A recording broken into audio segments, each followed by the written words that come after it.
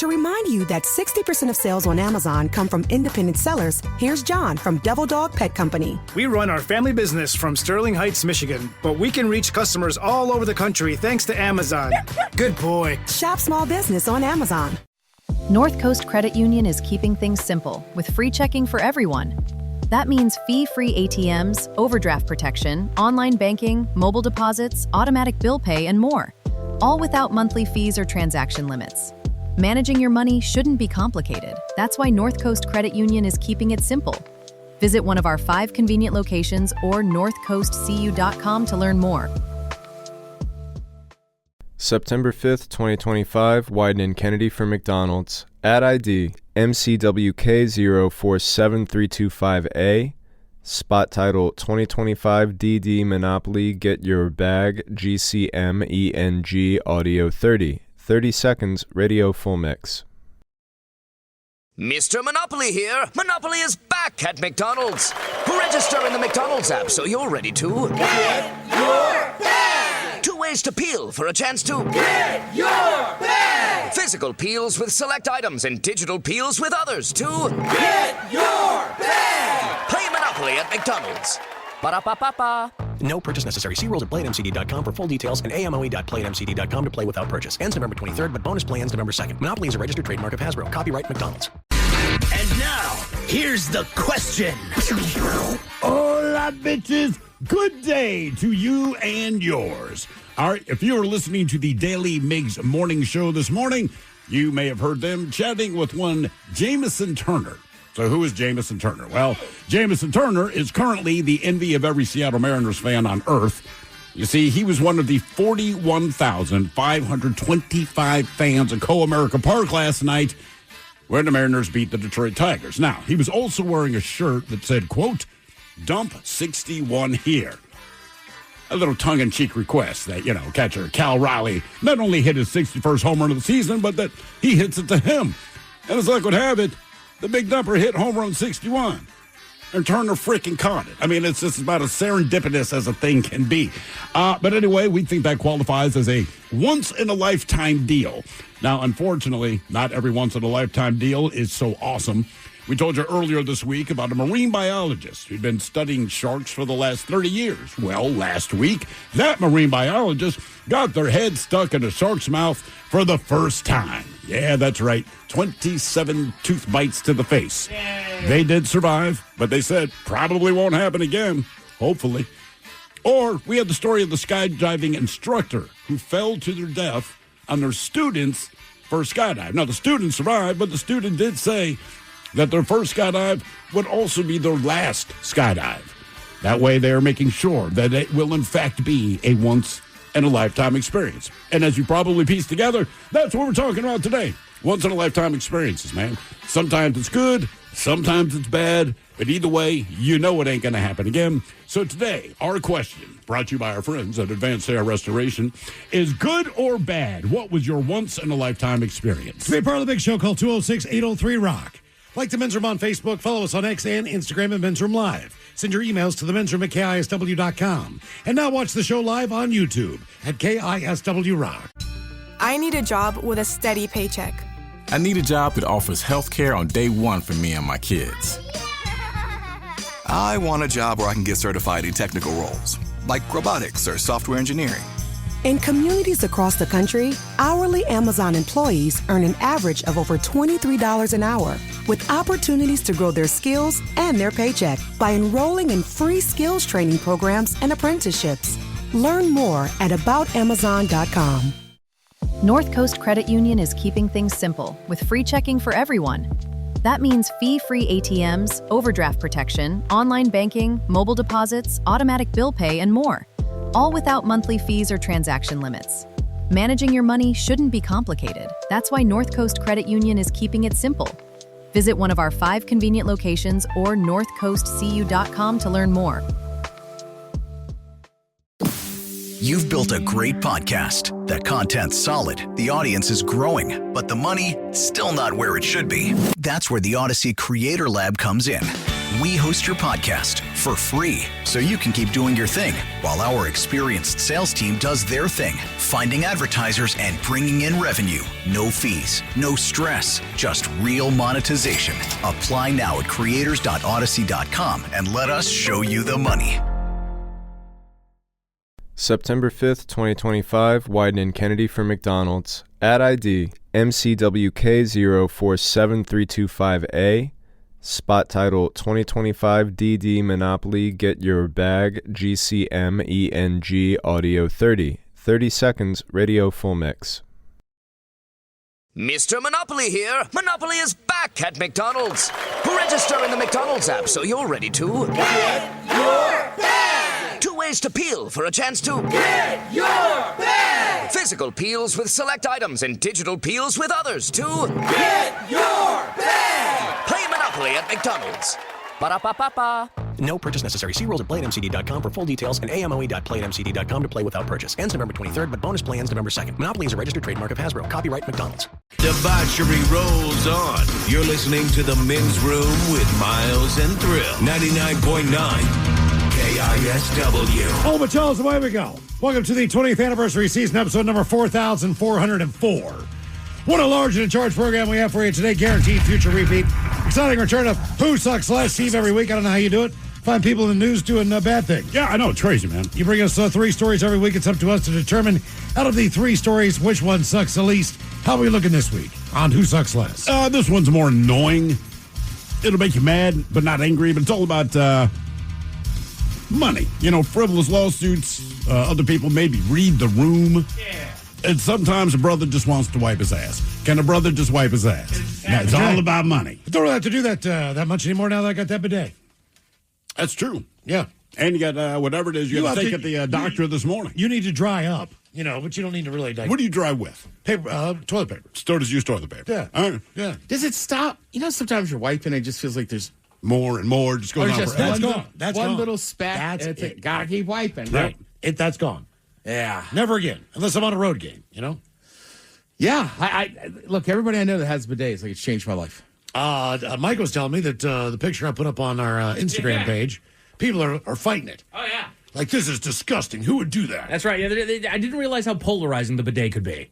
Well, it shouldn't be. Right. It's once you use one. 2025, Thrill, everything's polarizing. Once I was going to say, especially on the internet. Once you use one, there's no question. Well, there's argument as to the amount of bacteria that might be on the nozzle at some point that is then spraying up into your crevice. Your ass is covered in bacteria because it's your ass. Your toilet seat, unless you wipe it down every time, is covered in bacteria. Your toothbrush has poop particles on it. You stick it in your mouth. If Every it's time in you your flush. bathroom, Yes. Don't worry about it. Right. He just wants to feel fresh. That's all really That's was. all, man. That's all it really was. You think your ass is clean because you wiped your ass? Just because you don't see any more you think your ass is clean. It's not. Right, yeah. My God, man, let the man have a butt spritz. Good times. Christ almighty. Well, you can't put up anything on social media, as Ryan Castle would say, without a fight. Right, and you just want to spritz your ass. Yeah. If it's not especially for you, on Facebook. don't spritz it. Mm-hmm. People just sit on Facebook all day and comment to bitch and moan. Yeah, they can't even clean his ass without getting grief. Speaking of, KISW proudly presents Unwrapped, an acoustic holiday, December 12th at Angel of the Winds Arena in Everett. Brent Smith and Zach Myers from Shinedown, The Pretty Reckless, Daltrey, Hollywood Undead. Daughtry, and Mammoth all taking the stage. So you're stuck in that Who mode. What's that? Daughtry? Daltrey. Yeah, Daughtry. Tickets on sale now as far as the pre-sale goes. If you're a Rockaholic member, you've got the pre-sale code. Take advantage of it. We found out today they are selling very, very, very well. But Castle was saying that earlier. He's like, look, we put on shows all the time. Mm-hmm. And as soon as we announce, it could be 3 days, 30 bands. And people are like, oh, that sucks. I don't like this band. On social media. Oh, this is terrible. Who would go see that? Yeah, exactly. And as Ryan would say, you know what? I'm glad you're not coming. Because you sound like a good time. You sound like a good time. But either way, he said that he's not getting any of that heat. No. From this show. And hence the tickets are selling briskly. And again, this is the pre-sale. So they are going quick, man. They are. But the regular general admission tickets go on sale this Friday morning at 10 a.m. All the details are at KISW.com. What you watching there, bud? I just see a raccoon on I don't know. It's someone on Instagram. It got body slammed onto a sofa and bounces. I'm just curious. He's enjoying it. It's on loop. It's good times. So I just figured I would ask because it's a little distracting. I'm watching. I think they just keep doing the same thing every time. Just watch, okay? It's so dumb. All right, so there's that part. That's toward the end, I'm guessing. Okay, here we go. Oh, wow. Yeah. But he likes it. Let's do it again. Well, I thought you were calling me out. No. Nothing. Oh, damn, guilty. I know. What are you watching over there? Nothing. Good or bad? What was your once-in-a-lifetime experience? We've all had good ones. We've had bad ones. Yeah, for sure, man. That's what makes life entertaining. Somewhere you go, oh, my God, I cannot believe that happened. In a Others good you go, oh, my God, I cannot believe that happened. In a bad way. I got hit by lightning. Oh, my God, I cannot believe that happened. You fell off a balcony. That's not good. Not good. Once-in-a-lifetime experience. Hopefully. Hopefully. That's the thing. Hopefully. Yeah. You almost bled out going through a slider door. Yeah. Not good. Not good. Yeah. Hopefully the one and only time I do that. But I've done it. And to piggyback on the falling off the balcony, right? I got 12 staples taken out of my head, right? Yeah. It was supposed to be a week, but I had to fly back east for a wedding. Oh, same difference. I know. It is. It's just I used to confuse it all the time. One extra guest. Yeah. So when they're taking the staples out, they're like, you were supposed to leave these in for another day. I said, I know, but I got to get on a plane. I got to be in this wedding. And the doctor said, I'll take them out. Just don't hurt your head this weekend. Right. It's a doc. Come on. Like, I'm not taking any chances. On the way to the rehearsal, we got in a car accident and my head bonked on the side of the... Are you No serious? way. Oh, yeah. Is that the Uber that you got in a crash with? No, that was just Bernie driving. Oh, Jesus. Yeah, somebody just made a left where they shouldn't have. And then, like, literally, I mean, my head just hit it. So he was like, Jesus. And it's just me, him, and his now wife. And they're like, are you okay? And I'm like, I am, but man. How many headers can you take in a short period of time? I mean, I have, 6 or 7 confirmed concussions. But you're right. Like, that one, I'm like, I was kind of freaking out. Like, did I just get another one? Like, that's why they take 2 out of the game. You know, that's why he doesn't play the next week. Right, I didn't get 2 weeks off. Right. They didn't even take me to the tent. Nothing. Nothing. You know, most people just go in there to pee. Well, Oregon has both. They have a pee tent and a checkout tent? Yeah, the P tent more stands. It's shown up on a few college game sidelines. Why wouldn't you just make them look the same? I'm just saying, like, if you see a player, like, run off and sprint into the blue tent, you're like, man, I wonder what's wrong with him. It's like, there's nothing wrong with him. He has to go to the bathroom. That's all. Well, you know. But they kind of let it go. But I feel like if they're following me and they know I'm going into the P tent, well, now it's a conversation they're just going to have I about think the P tent is a little more just, the camera shouldn't be, you just walk over and literally pull it up, do your business, pull it back down. The camera shouldn't be there. That doesn't mean they're not. Well, look, I'll just say Who was picking his nose? It was Jim Harbaugh. Yeah. They're talking about the Chargers game, right? And they're talking about the coaches. And like anything, he's standing on the sideline, but when the camera hits him, he's knuckle deep in his nose. Like, he's digging for something. It wasn't like a little thing in the corner. And I'm just like, get the camera off of him, because I just didn't want him to put his finger in his mouth, which he didn't. Couple things. If you watch our show on YouTube, you're not going to hear anything. It won't be dumped. So if someone cusses, it will be on YouTube. You'll also be able to see us. If they pick our nose, I might have to Reggie White it out of here at any moment during the show today. You got to go. I mean, you'll be able to see that. So we're at KISW Rock. And when you get there, subscribe to our channel. Also, give us a like there, if you could. Smash the like burger. As Yeah, we like to smash say. our like burger. Yeah, give us a thumbs up there. But you'll see that live as well. I'm going to run out of here like Reggie. You don't know what's happening. The announcers didn't know. Reggie just fired off down toward the tunnel. We'll keep an eye on it. And he That's was what made gone. it worse. And he was gone. To me, if you're a lineman, the only reason you go to the tunnel is you got to take a number 2. Yeah, that was his whole thing. And he even said he had diarrhea, man. So he's like, look, I had to go. Right, because I think a lot, not that I have heard rumors that sometimes linemen don't mind peeing their pants during the game just to annoy the other linemen. Oh, sure. I believe it. I believe that. Speaking of sports, our question is kind of all about this guy. Daily Mix Morning Show. They hunted this guy down, found him, and he was on this morning. Yeah, good. So if you check out the podcast, you can hear one. What's his Jameson. Jameson. What the hell's his name? Taylor and Trent. Taylor. Oh, Turner. Turner. Jason. Yeah, I should have brought mine. Right, lives in Vegas now, but he's from here. Oh, here we go. Jameson Turner, the man who caught Cal's big playoff home run. Did you guys see this live last night? I did not see it live. The place erupted when this happened. Not only because of his home run, but then of the realization of who caught this ball. And the shirt Correct. he's wearing, yeah. Yes, exactly. And as they say from Como, some things are just meant to be. And we take this from Como 4's website. Before Tuesday's Game 3 with the Mariners and Tigers was even in a rain delay, they say Como videographer Doug Pigsley and I noticed a fan wearing a unique shirt in the stands. Some of it just taking in the ballpark as if he knew something special was coming, because the shirt said, "Dump 61 here." Okay? You should also know that he brought another shirt with him. Yeah. That says dump 62 here in case he hit it anywhere else and he would have another chance at it. All right, so here's the discussion because I stopped at a bar very quickly to watch the last few innings. Shout out to MCTP for waiting to tape the podcast. We were like, how many more shirts do you think he's got? You think he had 63 of them? Two, maybe. I would. Maybe Wear one, bring two. I don't. I just saw the interview after the game. Unfortunately, I didn't hear it on the morning show, but he was like, he's talking like the media scrum. And then at one point, they're just like, so you made the shirt? You had him made. He's like, I made him. This is very awkward for me. This whole experience. Well, just because you forget it, there's just like 10 microphones in front of him. He's like, I just made the shirt and the ball came right to me. It's like hitting the lottery. Yeah. I mean, it's a once-in-a-lifetime moment. Well, and it bounced. Yeah. That's what's crazy. Right up to him. I mean, like square in the chest. Yeah. Right where the stuff was written. It was nuts. And then Cal did just that. Out of 41,525 fans at the ballpark, somehow that 61st home run was hit or dumped right to Jamison Turner, which is amazing. The most unlikely of scenarios, they say, came true. I'm still in shock, he said. Cal met Turner after the game, gave him a signed bat, because that's the first-class person that Raleigh is, they say. Jamison said he was born in Longview, but has lived in Las Vegas for the last 25 years. Damn. I wonder what smells worse, Longview or the smell of the sewer sometime in Vegas? Longview. Longview? Yeah. It's consistent. How long has he been in Vegas? 25 years. There you go. All the while, the always loving his Mariners, he got to meet his folk hero, who magically hit that home run ball right to him. Of course, Turner was happy to show everybody what was under the 61 shirt, one that said, dump 62 here. And guess what? He is back in the crowd today for Game 4. I believe Major League Baseball, is that what you said, Ted, invited him back?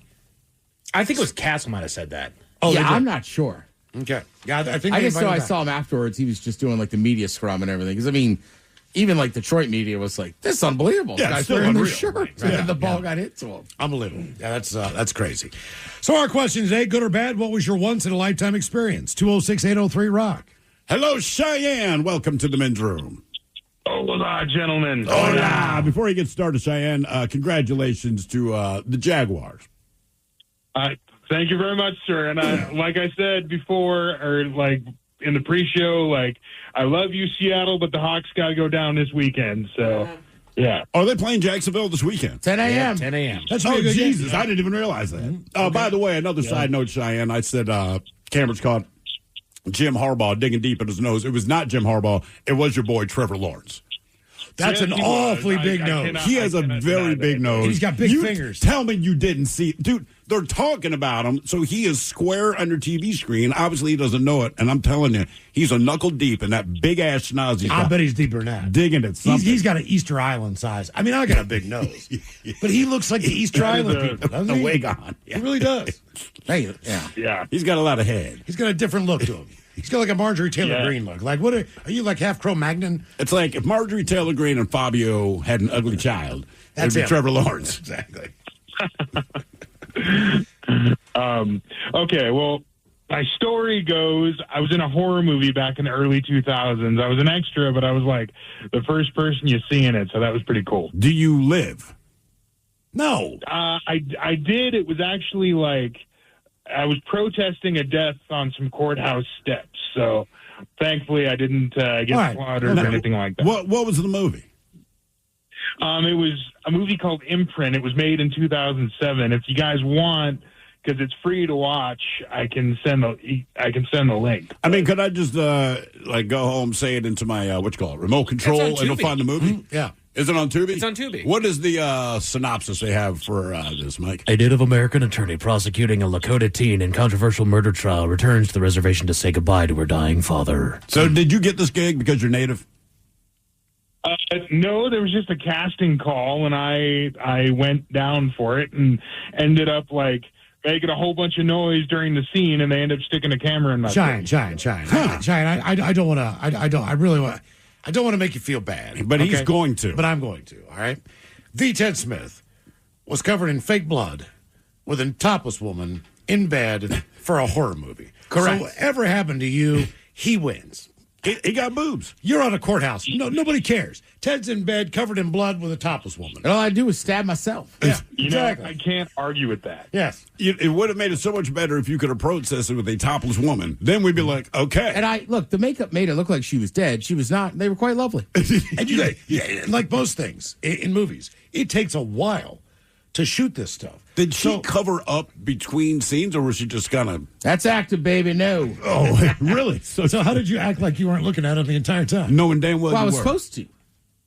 Wait, in your scene, you're supposed to be looking at her boobs? Yeah, I'm looking at her, then I'm arguing with myself. And, sometimes you flub up a line, but she was a total pro. She just, like, what did you say? It's awfully nipply in here?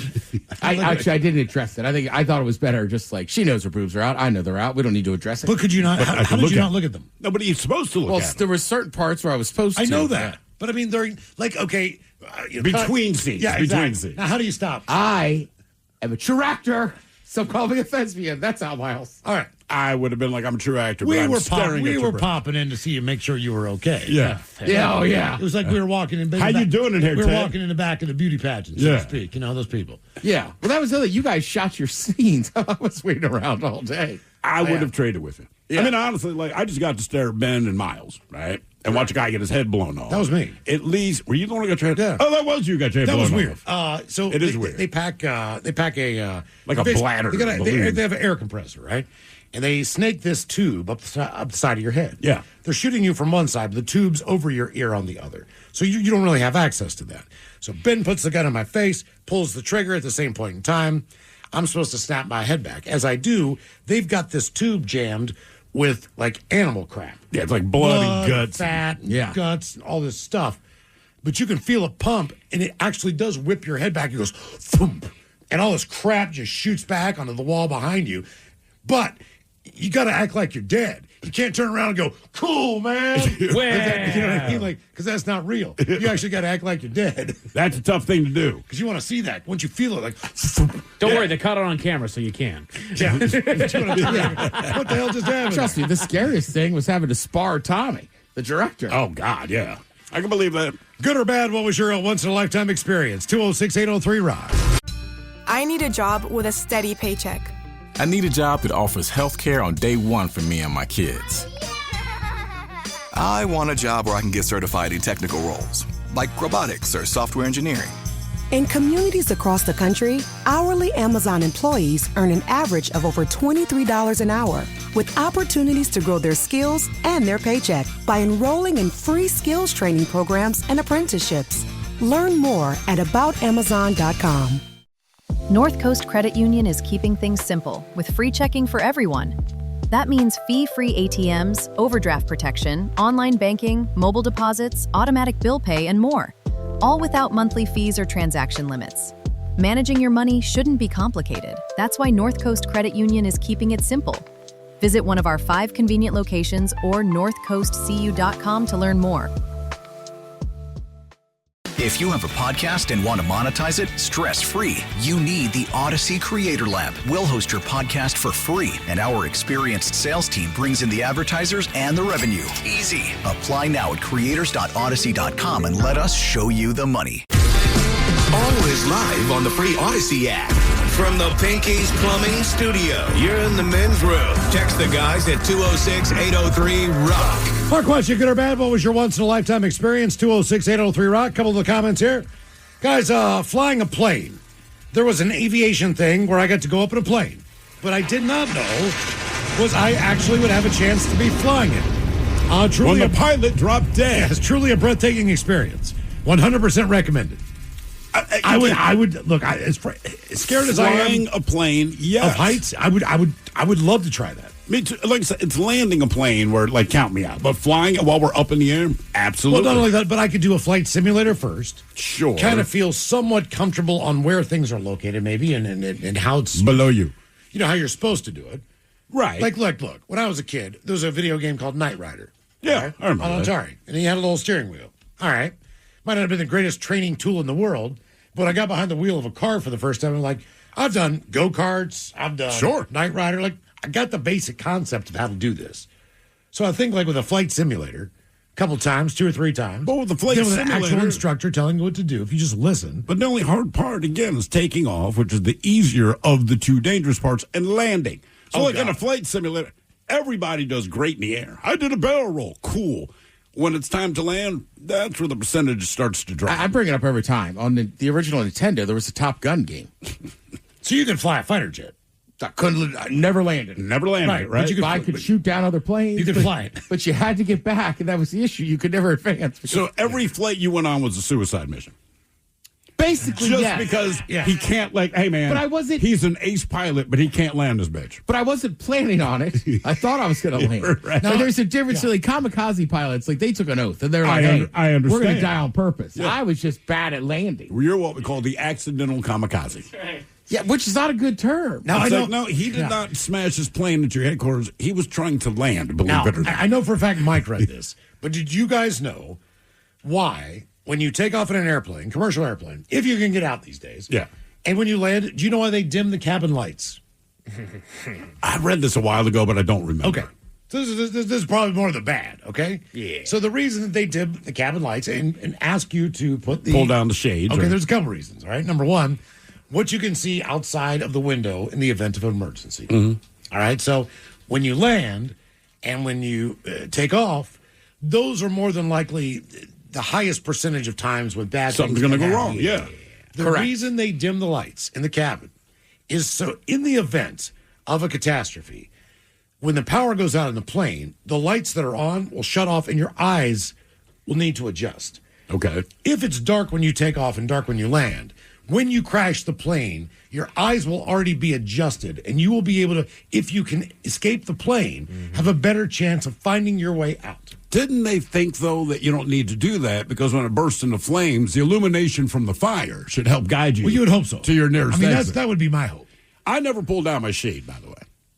Look, they control the lights, so they dim the light. But I always have the shade up.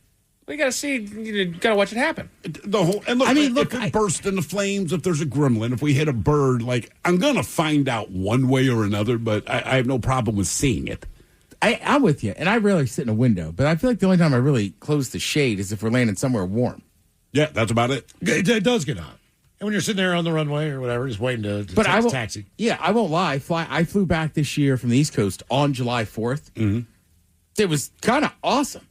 Every time you go over a big see city, fireworks everywhere. Yeah, you could see all the fireworks. Well, like Chicago or whatever the flight pattern was. Oh God, no, Miles. You know me and flights. We had to fly through Texas because there's a big storm. From Boston. Did you? Oh, yes. From my Boston. God. Did you fly into Houston? We didn't stay over. What a POS But airport we had to that fly down through Texas. There was a big storm out there. Wow. So for most of the flight, we have the things up, and everybody's like, "I've never seen a storm that big." But then, we went over Colorado Springs or something. You could see their fireworks, and then as we were landing, it was only 10:15. So we're just getting started here, right? Right. So the main fireworks were over, but all over Burien and White Center, you could just see all the fireworks going on. It was pretty cool. That's cool. That's cool. Here's another one. A friend and I decided to go check out a bowling alley down the road from a place I lived at the time. Walked in there. Who was bowling? Green Day. It was us and Green Day. We ended up spending the night just having drinks, bowling, and chatting with them and the road crew. That's pretty cool. That is pretty cool. I mean, I didn't tell him, dude, I really don't enjoy your band, but you seem like decent guys. Yep. I watched my buddy bowl a 300 game. A sanctioned 300 bowling in a tournament in college. He was my roommate. Right. But to watch someone actually do it, I mean, it's kind of like a no-hitter. I was going to say, can you say anything to him? Or even the other teams in the Big East, everyone kind of started to migrate down the lanes. When they could be practicing for their next match, whatever, but everyone's then the next thing you know, man, it's like everyone's watching his ass. And that's the weird thing about it. Even when you play golf, the last thing you want to do is have 55 people behind you when you're teeing off. Yeah. You could be just fine by yourself. But when you start by yourself, I think he was bowling against the guy from Pitt. But, even the Pitt team, everybody's coming. Yeah. And this guy didn't have a chance against Rozak, but Joe was just on fire. And so, we've got pictures of beer. He's bowling his ass off and just coming down to the 10th frame. And it's like, come on, man. Right, don't mess it up now. Come on, man, because there's one thing to walk into a bowling alley and roll a 300.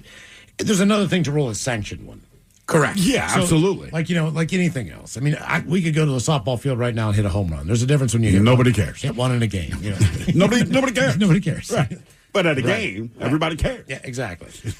Oh, let's see. Got caught in an avalanche while skiing and managed to survive by slamming my skis against a tree. After I got over the shock of being alive, I realized that my coat was pierced by a tree branch. If it had been a centimeter or two longer, that would have gone straight into my lung. Jesus. Once in a lifetime. Yeah. Scuba diving with a manta ray. 30 minutes floating and watching. Absolutely unforgettable. Graceful. That's pretty cool. I wouldn't. Scuba diving is one of those things where Nope. Nope. No. I mean, listen, I can watch You it on wouldn't give TV, it a try? and it is beautiful. Look, dude, I don't want to be in water deep enough that I need scuba gear. You follow me? So Right. once you get to the point, like, hey, if we're going to go out this deep, you need scuba gear, then I would say, then I will gladly stay on the boat. Well, the problem, have you snorkeled before? I've snorkeled before. All right. And So you do get, and I did it in the Bahamas, and at the age that I did it, I was 14 or 15, I did not know what the continental shelf was. I had heard of it. Yeah. But it is literally what it says. So in It the just Bahamas, drops the hell off. The water, it's all like 4, 5 feet deep, and you're talking half a mile out. So snorkeling was cool. The water's crystal clear. And it's stupid, but in my head, I did not understand why. As I kind of looked in the ocean horizon, it just got black. It's right? black. It's black And it's dark. I swam past, I guess, the edge of the continental shelf, and so you're just looking down, and I realized, oh my God, it went from like 5 feet to however many hundreds of feet right there. I swam right back and said, nope. The temperature of the water changes by Yes, about it 10 to does. 15 degrees. It's instant. And there's a current that goes through there. Oh, yeah. So when you get out into it, you feel like you're in the abyss, and you don't realize how quickly You are. That's taking You're you- looking into. You It's went almost- from looking at white sand into the pits of hell. The temperature drops, and I'm like, I don't quite understand what I'm seeing, but I know that I don't want to be here. I think if you snorkel from the beach and you go into a cove or whatever, Yeah. you have a general sense of where you are. Sure. And you know where the beach is. You know it's behind you. So you can kind of see everything in front of you. But the ocean is not like that. Now, when they drop you off in a boat in the middle of the ocean and you start doing this, you realize that you can't see 360. No. So the stuff that's behind you, that's what freaks me out, is the fact that you just don't have the peripheral vision to know everything that's coming around you. Exactly. And where it's coming from. And that's why, like that open water stuff, which I did in Hawaii, it was kind of freaky because you go like, well, there's a baby shark. And then you wonder, well, like most animals, do the parents hang around? I mean, Right. Or do they let them go at a certain point? Or where See, is that's the thing. mom? You realize what Where's you don't mom? know. Where's dad? If I You know? see a cub bear, I know mama's close. That is correct. Right? So I will take precautions. Right. You see a baby shark, like, do they hang out with their moms? If they do, am I going to die? Do they hang out with their moms? I don't know. Sharks are more like humans. Sometimes those baby ones just run off. Maybe. They could, like the hell with this amount. But like when I live in Capitol Hill in the summertime, right? There's a lot of tourists that would go up to Capitol Hill. Sure. The amount of times just walking around my neighborhood where I had to be like a offensive lineman and block a small child just sprinting down the street, it was countless. But here's the Are you thing. serious? Were their parents not looking The for parents were that you could see. You could see. You're right. You could see. That's the my parents. point with the baby Yeah. shark. Baby shark may have run off, but that tells me that mama's looking for the shark that's run You're off. right. Anytime you see a toddler just sprinting, you kind of go, "All right, little fella." Hang Right? on. Like you don't touch it. You just, let's say it's like pass blocking. Like, all right, all right. Yeah. And you're like looking, like, where are these parents? Like, come on. I saw my ex-wife. This was in the Dominican. We're on a wall, kind of like you said. We're everything just drops. Yeah. And I turn the corner and I see her, and she's about 15 feet down. She's a cop. She swam competitively her entire life, so she's a pretty strong swimmer, and she can dive and all that crap. So she's pretty deep. I'm about 10 feet. She's about 15, and that's about my limit on my ears, my head. Okay. Just water pressure in general. Feeling comfortable holding my breath, being that low. So I turn the corner and I look at her, and I swear to God, it looked like prairie dogs coming out the side of this wall. It was like whack-a-mole. Yeah. Just you'd see this thing pop out from a different place.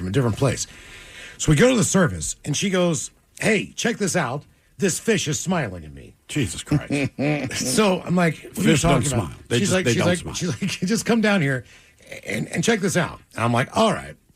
So I go down there, and I look into this hole, and I'm staring in the face of a moray eel, which I can very easily identify. Yes. They're huge. They're green. They've got a million teeth in them, and she thinks this is a fish. And I grabbed she thinks it's smiling. I grabbed her freaking arm, and I started swimming as fast as I can away from that wall because they were popping out about 5-6 feet. Yeah. That's how they hunt. they hide, and anytime a fish goes by or something they want to bite, they pop the hell out, grab the damn thing, and shoot back in their hole. And I'm like, oh my God. And she's like, what is wrong? What is wrong? I'm like, it's a moray eel. So we get to the shore. Someone is actually fishing, and they've caught a moray eel. All right. Apparently they're tasty. So I've never had a saltwater eel. But anyway. So you like eel? I like unagi, but that's right. That's a freshwater eel. Oh, so I don't know what saltwater eels, I don't know, taste like. Never seen it on the menu before. But she looked in that bucket. He had a 5-gallon bucket where he had all his crap, and I was like, that's what you were looking at. She's like, oh my God. I was like, yes, you dumbass. But isn't she an animal lover? I don't. Well, obviously. And you thought that a fish was smiling. I don't think she really appreciates like ocean life. I think she's more of a land. Right, she was a dwelling vet tech, but like people don't bring in fish. Okay, no, you're right. She doesn't care about that. They don't smile. That was my interest growing up. I knew every kind of shark. I knew all that crap. But they're not smiling at you. That's you're a grown ass adult. That was amazing. If my kid said that, I go, okay, let me explain real quick. It ain't smiling at you. You know? I mean, it's like people are like, oh, that dog's smiling. Like, that dog's going to attack. He is not smiling. Mm-hmm. That is not a smile. Yeah. He's showing his teeth. He's showing his teeth. That's same thing with, I found like chimpanzees and the primates. If you smile at them. If you smile at them, right? And think about this. So one, again, because animals don't smile. So it's not smiling at you. But if you smile at it, just the fact that you're showing your teeth, their thought is to attack. Mm-hmm. Not even I don't like you, just like, nah, I got to attack you. Yeah, because you're threatening me. Which, again, if I could talk to any chimp, like I promise you I am not. That's why I don't want to go to Russia. Isn't it like a giant faux pas to like smile at random Russians you don't know?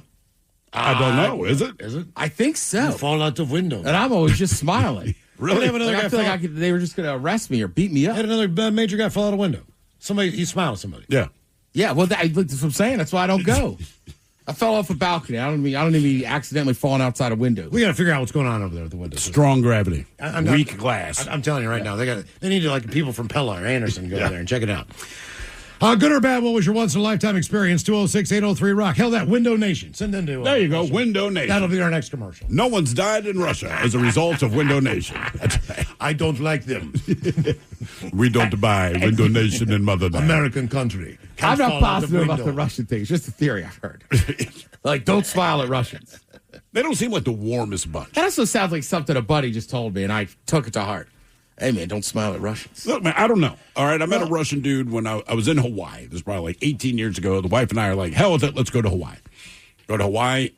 Could not smoke at the hotel, but they had a bench close to the beach. I would go down there and smoke. And this guy, probably about my height, but probably outweighed me by 180 pounds, all right? Big man. He had a bit of a beer belly, and that's it. The rest of it was just human. He's wearing a velour sweatsuit. Was this like Dolph Lundgren or something? He was not that good looking. All right. I mean, this is a big, ugly Russian dude. And he has a velour sweatsuit on, all the gold chains you can imagine. He's Russian. You mind if I sit? Like, no. So we were just striking up a conversation. We're both choking down cigarettes. We could talk about the same topic, but his approach to it was a lot different than mine or anyone I know. Like, everything's very matter of fact, to the point that I would believe it if they said, don't randomly smile at a Russian guy. Because we would joke around about stuff and both chuckle. But even when I looked at him, he's chuckling. He's making the sound of chuckling, but he's not smiling. You fall out the window next. Yeah, I'm just like, all right. I guess maybe it's just him. Years ago in Belltown, we're at a bar. Yeah. And we had gotten shots. The guys next to us were clearly Russian. All right. Right? So, like, I think we cheers to them or something. So, you know me. Nostrovia. And they're like, oh. They buy another round. And they're like, you. I was like, yep. Nostrovia. Then we get outside and they're speaking Russian. I go, I don't know. And they're like, we don't believe you're Russian. I'm like, I'm not. And they seemed pissed. So you took the time to say, cheers in Russian. Correct. But you're not Russian. I don't know if they thought it was Russian. But now that they have bought me this shot and I'm not Russian, they seem angry. You'll fall out the window next. What do you do? Like, I don't know. I get shot back. I mean, literally, I just looked at my buddy and I go, we should go, because it was like last call. Like, we couldn't get another shot. I was just like, I don't know. And like, as I tried to be like, I didn't mean to offend you. It just seemed to be pissing them off more. Wow. Yeah. Okay. Good or bad, what was your once-in-a-lifetime experience? 206-803-ROCK. Just say cheers next time, dude. I know. I had to. Well, they're Russians. Nostrovia. Now we kill him. Right. Hello, Aaron. Welcome to the men's room. Hola, guys. Hola. Okay, when I was 14, I had a house in Telluride, Colorado, and I got to hang out with the Grateful Dead. Why did you get to hang out with the Grateful Dead? Yes, me and Jerry Garcia and everybody. How old were you? I got to go on stage with them when they were playing there. How old were you? Do you remember? 14. 14. What did you do when you walked out on stage? I just hung out, danced, and they were really nice guys. They were really cool. Okay. Were they actively stoned, as you recall? Not that I know of, but maybe they were. But Jerry Garcia was just really a quiet guy. I don't know. He was like weird. I'm not weird quiet, but he was just really quiet. He was probably on something. I know I shut down sometimes. Like last time. He's probably high. Yeah. Well, no offense. I don't know. I was 14. Who the hell knew? Well, I was going to say, that's the other thing. I've been stoned around a teenager. Like, I don't want to talk to this kid. That's true, man. Again, no offense. I love talking to children when I'm stoned. Well, but like teenagers are in that weird realm of like they're sort of close to an adult, but they're not. It's like I don't want to talk to them. I'm pretty sure, but I don't know. I wasn't. They were really nice guys. I guess they were stoned. I don't know, but they were really cool. They just hung out at my house, and then they went and played the festival. But wait, hang on. Why were they hanging out at your house? Yeah, who was a fan? Your mom, your dad? My mom knew this guy, a friend of hers, and he knew the band. He knew the band because he was a drug dealer. Okay, I'm letting you understand how this game works. Okay, like, look, I know a guy. If a band comes into town, there's a guy.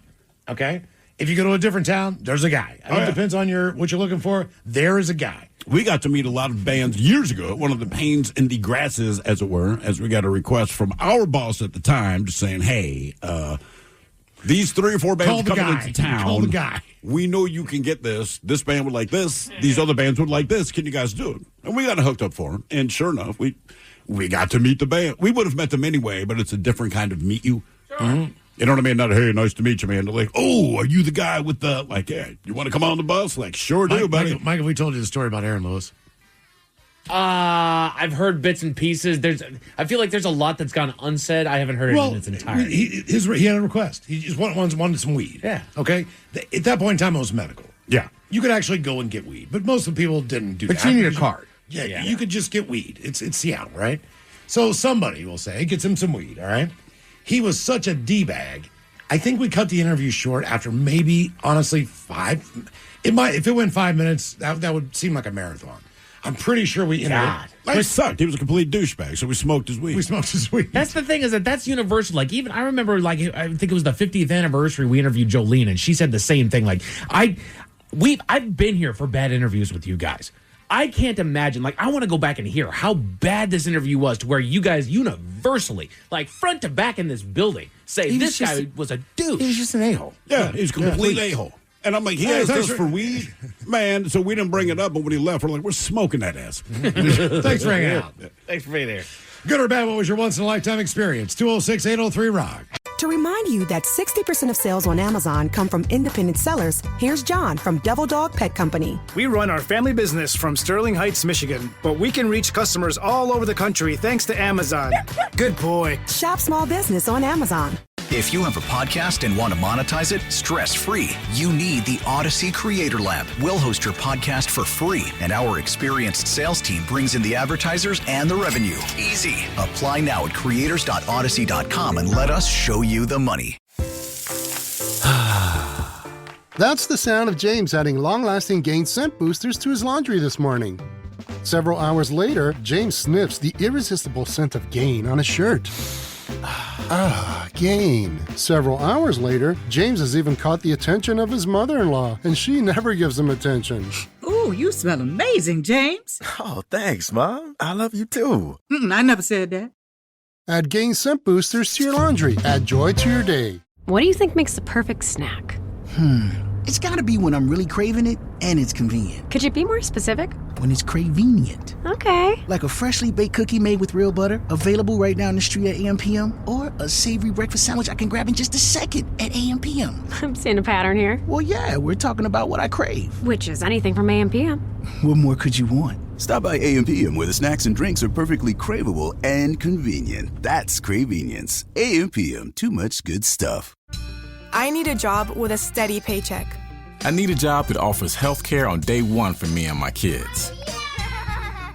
I want a job where I can get certified in technical roles, like robotics or software engineering. In communities across the country, hourly Amazon employees earn an average of over $23 an hour, with opportunities to grow their skills and their paycheck by enrolling in free skills training programs and apprenticeships. Learn more at aboutamazon.com. Now is a time to reconnect at home with those that matter most. Create your own private retreat of warmth, comfort, and relaxation with a Lopi fireplace insert or stove. Handcrafted and built in Mukilteo, Washington, Lopi has amazing custom fire designs the whole family will love. Request a quote and visit your local Lopi dealer at Innovations for Quality Living on James Street in Bellingham. People in Whatcom and Skagit County have been choosing North Coast Credit Union for 86 years. But they're not just choosing a credit union. Our members are choosing to support local businesses. They're choosing lower fees and loan rates. They're choosing to take ownership in their communities. Membership is open to anyone who lives, works, worships, or attends school in Washington. Visit one of our 5 branches or northcoastcu.com to see why North Coast Credit Union is the obvious choice. The shenanigans continue. This is the Men's Room with Miles and Thrill. Couple of people chiming in. Guys, I was 9 years old living in New Mexico, and our house had a sunroom that overlooked the surrounding desert. I'd go there every once in a while to watch the lightning storms that were common to the area. Now, on the day in question, as I looked out across a nearby creek bed, I caught sight of a glowing sphere that looked to be about the size of a basketball. All right. So after it had gone vanished, I went and told my mom what I'd seen. And she said, if I repeat the story to my dad, maybe he can help explain what was going on and the rarity of what I saw. Also, told me that some people don't believe what I saw. So I would say 19 years until someone actually confirmed the existence of ball lightning. I thought I saw a UFO. I felt a little bit vindicated. Also relieved to know that I hadn't imagined the entire thing. Yeah. So there's ball lightning. Yeah, there is ball lightning. Yeah. But he thought he didn't know what he was looking at. 9 years old. If you don't know what ball lightning is, you definitely wouldn't know. I know what ball lightning is, and I'm not sure that I would know it's ball lightning if I saw it. So it's just hanging up and just suspended. Yeah, that's the weird thing about it. Like they said, it might move a little bit, but it's not. It doesn't strike. It doesn't strike the ground and disappear. It just There's kinda, like strikes moving off of it, but it's like a glowing orb. but it kind of hangs there, and then it's just gone. Yeah, so if you don't know, like I said, so if it bumped I've into you, heard of that'd it. be good. No. Yeah. No. Good or bad, what was your once-in-a-lifetime experience? 206-803-ROCK. You know it exists now, but I'm with Thrill. Even if you saw it, you'd still be like, what the What hell? the F was that? Oh, one more real quick. I like this one. Cracked 2 double yolk eggs back to back. Never had one before or since. It's the SES lottery anyone will ever win. I've never had the double yolk. I've had a egg. double yolk once. Oh yeah. Yeah. You said you had a chicken once too. I had a right? chicken once and a double egg, a double yolk. I've once. never had a double yolk or chicken, but when I was a kid, my mom was cracking eggs, and there was one with a lot of blood in it. And the yolk part, I've seen that. I've seen that. Freaked me out. I don't know if I've ever cracked a random double yolk, but I swear that they sell eggs double yolk. How do you know it's double yolk? I don't know, but I swear I once saw like a carton of like double yolk eggs. Do they charge you extra? Because they say there's a dozen eggs, but you got 24 yolks. I think so. And the thing is that my random double yolk came when I was baking. Okay. Oh, yeah? I was making, I think it was during the pandemic or something like that, and I cracked it. You should bake more often then. It's like it counts for 1 egg, so it's like, is this 2? Did I just ruin the Well, recipe? you need the egg whites. That is a good question. Right? So it calls for 1 egg, right? You're baking, and everything in baking is precise. So now, the I've yolks are cracked a double yolk. the yolks are smaller. So the 2 yolks equal Are they the smaller? size, yeah, of 1. All right. Totally. I mean, it's 1 in 1,000. So as many eggs as people eat, it's not that crazy. Like I've had one before. I've had the last weird egg I had was the yolk was about the color of red. It looked like it. I mean, it was red. What does that mean? Is that I don't blood? know. Is it? I mean, it was a really good egg. You did eat it. Oh yeah. Yeah, I don't know, man. The man ate a poisonous mushroom. Damn right he ate the You know red. what? You're right. Also, when I did a fried egg, and man, obviously poisonous. and the hump on that thing. Yeah. It's like some eggs kind of flatten out a little bit more. Yeah, not that red one. We had a hump. And you ate Damn it, Miles. You know what I mean? Like a hump. But Do why you did you this. eat it? It was like this. Do you eat moldy bread too? It was delicious. I believe nothing it's wrong with that delicious. egg. I'm just saying, maybe there wasn't. I'm just saying, me personally, if I'm at home, I crack an egg, and I'm like, not only is my yolk red, but it's red. a lump. It was on the orange. It was more red orange. If we're in the Crayola world. Okay, if it's not yellow, I'm just uncomfortable. Now, from It there, could be blue and Miles would my eat it. colorful lump stays a lump? Yes. Yeah, no thanks, man. Red yolk. I'm looking at it. I mean, I'm with Miles. You'd have eaten it? Yeah. Even with the lump? Look, see, this is exactly what it looked like. Yeah. Right here. See, that's all. That's it. I mean, And do you see what I'm saying as far as how it pops up? Like it's lumpier. Do you get what I'm saying? See, look. I do. That's why I didn't eat it. Wouldn't eat it. I wouldn't eat that. Yeah. Oh. Why do they look like that? Did they say? I Is there don't an know. explanation? It's a green egg, too. One head of red yolk. Okay. Good or bad, what was your once in a lifetime experience? 206-803-ROCK. Hello, Aaron. Welcome to the men's room. Hey, guys. Hola. So my wife and I studied improv out in Chicago, and we were part of this group, and we got accepted into this festival in New York. And we were, it was like 2 a.m. We just assumed nobody was going to be at the show, but it was New York. It's New York, bro. Yeah. Yeah. There were people sitting in the aisles. And so we went backstage, and we, it was getting pretty quick to be our group's time to play. And Horatio Sands and Amy Poehler were sitting on the couch back there smoking out. And and they said, "Hey, you guys want some?" And we're like, "Oh no, that's cool. We're about to do a show." And they go, "So are we." Yeah, but they were. I think I know what show they did. Yeah. Oh, you should have seen it. So they went out, and I don't know if y'all have ever seen, how much improv y'all have seen, but the stuff they did was like a little bit longer. It wasn't games; it was more scenes.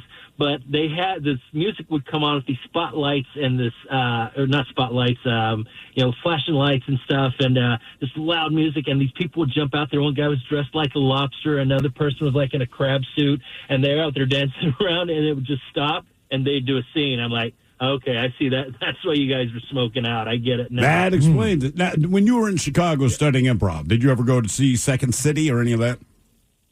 Oh yeah, all the time. We actually studied at Second City. Oh wow! Okay. Does that still exist? Yeah. Oh yeah, it does. It does. Oh for sure. And I want to say, don't they have another like a quote unquote second city that's in New York now? It's Third City. Yeah, Third City. But I believe there's another one in New York now.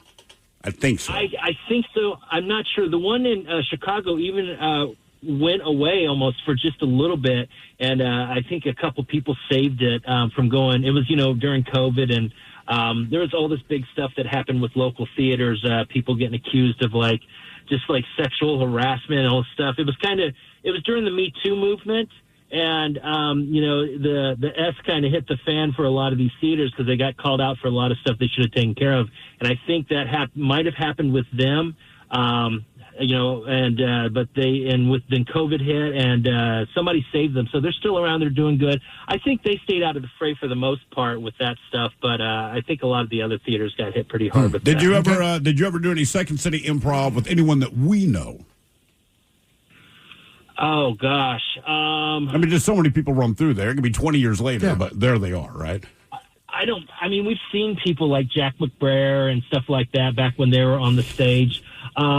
We have done a few things here in Seattle with a friend of ours runs Crypticon, which is like the horror movie Comic-Con. Yeah. And we do a set there for the celebrities, and sometimes people will get up there with us.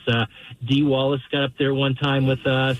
The guy that plays the Terrifier got up there with us. So we've got to do... Ted, who's like Dee that. Wallace? Quick. Cool. Where do you know Dee Wallace from? You've seen her a million times. Porn. She was in, I want to say she was in Howling. Wasn't she the mom in Pet Sematary? She was the mom in Cujo and Cujo. E.T. Yeah, Wow. that's what it is. All right, yeah. She was like and I want to say she was the mom in Lost Boys.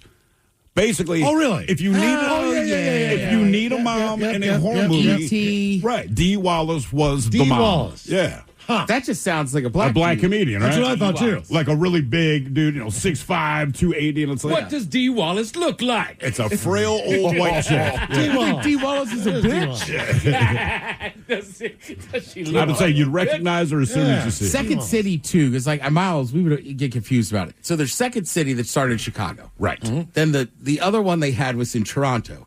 But Second City TV was just the Canadians. Correct. Nobody from the Chicago Never. one. Yeah. And you are correct. Now there is a New York office of it. Yes. Because Belushi was Chicago. Right. Farley was Chicago. Polar that he brings up. Right, but then when people hear Second City for years, you just thought of Second City TV with, what's it, Bob and Tom? Not Bob and Doug. Bob and Doug. Bob and Doug McKenzie. That's what, Eugene Levy, John Candy. A bunch of them came out. Dan Aykroyd. He was on Mike Candy. Myers, Jim, oh, God. Was, what's her name? Very funny Harvey. chick. What the hell's her name? Best in Show. She was on Schitt's Creek. Catherine O'Hara. Oh, Catherine O'Hara. O'Hara. Yeah. Is she? She's Canadian? I'm not sure. I think she might be from the SCTV world. I'm not. Does that bother you, Ted? It apparently does. She's Canadian, yeah. I'm done watching that show.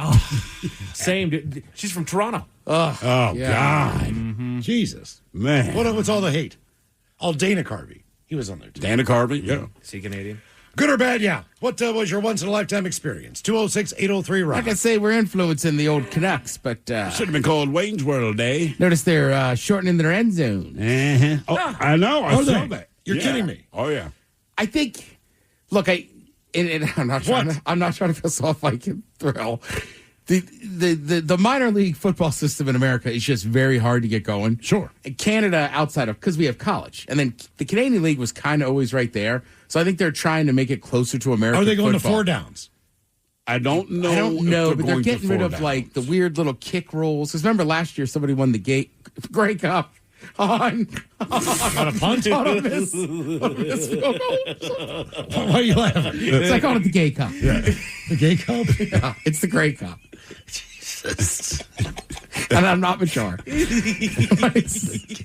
Anyone that one, Ted. Wow. Yeah. Miles knows they're practicing for it today at the doctor's office. Jesus. You're going to win it this year, Montgomery. I'm going all the way. I got some unknown talent. They play it on that side of the fence. Good or bad, what was your once-in-a-lifetime experience? 206-803-ROCK. Hello, Michelle. Welcome to the men's room. Hey. Oh, Hey. Speaking of it. I have a couple of once-in-a-lifetime experiences, but I think my favorite was when I was in Italy and I went to the Ferrari Museum and I drove a Ferrari and I did 220 kilometers an hour. Which is Nice. what? 180? Yeah, you're almost pushing 200 miles per hour. Okay. Damn. Yeah, fast, super fast. I'm assuming they wanted you to do that. Oh yeah, they push you to do it. They're like, go faster, faster. They kind of antagonize you to take corners fast, and I was going to ask, is it a bank track? No. It's flat. It's open roads, other cars. Wow. Jesus. Okay. So this is just like a test drive on the road system then? Yeah, you pay, I think it was like 130 euros for 15 minutes. Dude, I would do that in a heartbeat. Yeah, you have to have somebody with you, but you get to choose the Ferrari that you want to drive. What did you pick? You pick the person you want to kill. Yeah. Which model of Ferrari did you pick? Well, it wasn't the one I wanted because the one I wanted to ride in was a 2-seater, and my uncle wanted to go, so we had to pick the 4-seater. So, a 4-seater Ferrari? I don't want the family version of a Ferrari. It was still fast. It was still like the most exhilarating experience I've ever had in my life. It was great. And the co-pilot guy told me that I drive better than most men that he had rode with. I don't know if that was an insult or not. Listen, don't believe anything an Italian male tells you. Says to a woman. All right, he's trying to hit on you. We're going to cut out the middleman. What he wanted to say is, I would like to get in your pants. Yeah. But either way, he just says it with a compliment. Scusi. I don't know a lot of Italian, but I know that. So what are some of your other once-in-a-lifetime experiences? I swam with whale sharks off of the coast of Mexico. Wow. All And, right. Now, did you know they were out there, or were you out there swimming and they show up? No, I actually chartered a boat to go out there and swim with them. All right, let me ask you this. So I know what I have been told, which is that they are docile, but they're also monstrous. So when you jump in the water with them, in spite of everyone telling you, hey, man, look, they're about as chill as an animal can possibly be, do you still poop yourself a little when you are literally side by side with this thing? No, I didn't. My ex-husband, he was a little intimidated, but the boat, the shark was the size of our boat, so it was pretty massive. It was definitely a once-in-a-lifetime thing to swim right next to this humongous animal in the sea that was going to do nothing to you. Did you try to touch it? They don't care about you. You try to touch it? I did touch it. I wasn't supposed to. I got in trouble. I but know. I did. I know. That's what I was asking. What does it feel like when you touch a whale shark? It just kind of feels like touching a fish. Yeah, they're huge. Okay. I've been within about 30 feet of one. I have not. It was kind of weird. Say probably same place. Yucatan? Yeah, right off the Yucatan Peninsula. Were you by Holbox? Yeah. By Holbox? I don't know exactly, but I just know it took us about an hour by boat to get out there. Yeah, that's where they are. All right, that's pretty cool, man. Goddamn. Whale sharks and Ferraris. Good or bad, what was your once-in-a-lifetime experience? 206-803-ROCK. I got to drive a couple cool cars when I was working at the auction down there on the lot. Were you supposed to? Sure. Okay. To a degree. What do you mean? Yeah. So here's the thing. I started as a lot driver. I turned into a kind of the photographer, so I would take pictures of the cars to put them online so they can get sold. And then later on, I became a detailer, and so I drove every car that rolled through there that was in my lane there. The first cool one that I remember is I got to drive a Cadillac limo. Oh, it was the craziest damn thing. It was like on sale day. One, the turn radius. They actually limit the turn radius of that thing, so it's only about like a quarter turn that you can make, and then it maxes out. Huh. So it was still cool. You know, you're still just driving a Cadillac, but at the same time, it's like I'm in a limo. This is cool. And then I got to sit in. Did not get to drive this one because they only allow the higher ups for this one. Got to sit in a Rolls-Royce Phantom. Oh, I've been in one of those once. That was the most amazing experience, dude. Yeah, it's unbelievable. Yeah, but as I always tell my story, my buddy's father-in-law picked me up from the airport. He had a Rolls-Royce Phantom, right? I mean, it is to describe it as nice is not doing it justice. No, right. That guy also did 3 years at a federal penitentiary. There was a handful of really, really nice cars. It was like, yeah, that was a drug dealer. That was a drug seizure. Well, this idiot bought one, and the only other person in the D.C. area, the entire D.C. area that had one was Clinton Portis, who played for the Commanders. Right. So obviously, when you buy a vehicle like that, it gets the government's attention. Yes. Does anyone that owns a Rolls Royce drive a Rolls Royce? Yes. He drove his own. He drove it all. Yeah, he loved it. Wow. I'm just like everyone I've ever heard of that has a Rolls Royce. Like I've never been behind the wheel. I just sit in the back. All right, I will say this: that another person in that family, Jerry, right? Jerry Seafood, right? Pretty famous. So Jerry had done well over the years, and he had a Bentley, but it wasn't like the big one. It was like a smaller one. Anyhow, this party at Bernie's, they're all there. Jerry's been known to have a couple cocktails. We got to go get more something, and he's like, "Teddy, you drive." And then, I don't know, because he had a couple or whatever, we get out on these roads, and he's like, no, open her up. Go crazy. And I was like, I got it up pretty good, like 115. But even then, I was like, no. Right, and this is cruising around Bowie. Right. And I was like, I'm going to crash this thing. We're in trouble, man. We are. Yeah. And he's just in the back seat. It's put to the floor. Guy went to high school with, when we were in college, he had somehow acquired a hearse. Okay. But you don't realize the gas mileage is terrible. Gas was not expensive at the time. But I can't remember who we went to see. Like Steve Miller in Pittsburgh. Yeah. It was one of those bands. I can't remember. Yes. I don't know who the hell it was. But either way, there was like 5 people piled in the back of the hearse. Oh, you got room. And I just remember like people were just like, we were waving at people when we were, just passing their cars and stuff. They pass us. Because the windows are pretty big. Yeah. They have curtains, but you can open the curtains. Right. So we're back there drinking. But I mean, we would like freak people out, like pop up, right? Hey, surprise! Lay back down. God, that would freak me out. It was just like we just was so stupid. We just thought it was a blast. You surprised anybody would forget? Like, I'm alive. They grab my throat, lay back down. Kids in the back of the car just looking like, oh my god! Someone dresses up like a demon. Jesus. Hey, but that's not once in a lifetime. There's a very good chance you'll ride in a hearse again. I will ride in a hearse again. I'm just saying, I will never forget that because I was like, I have ridden in a hearse. Do you have to get a hearse with some? I mean, could you, in theory, right? Well, I got a coffin. Can I put it in the back of my buddy's limo? Not limo. I mean pickup truck. Like, would that be illegal? So here, is it illegal? I got a pickup truck.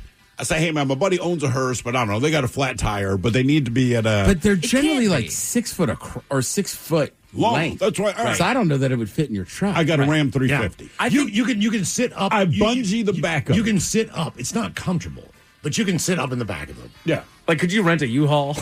That's what I'm saying. Like, I need to get this body from here to there. To. The hearse is broken down. It's a small town. Right. Right. So my buddy's got a big truck.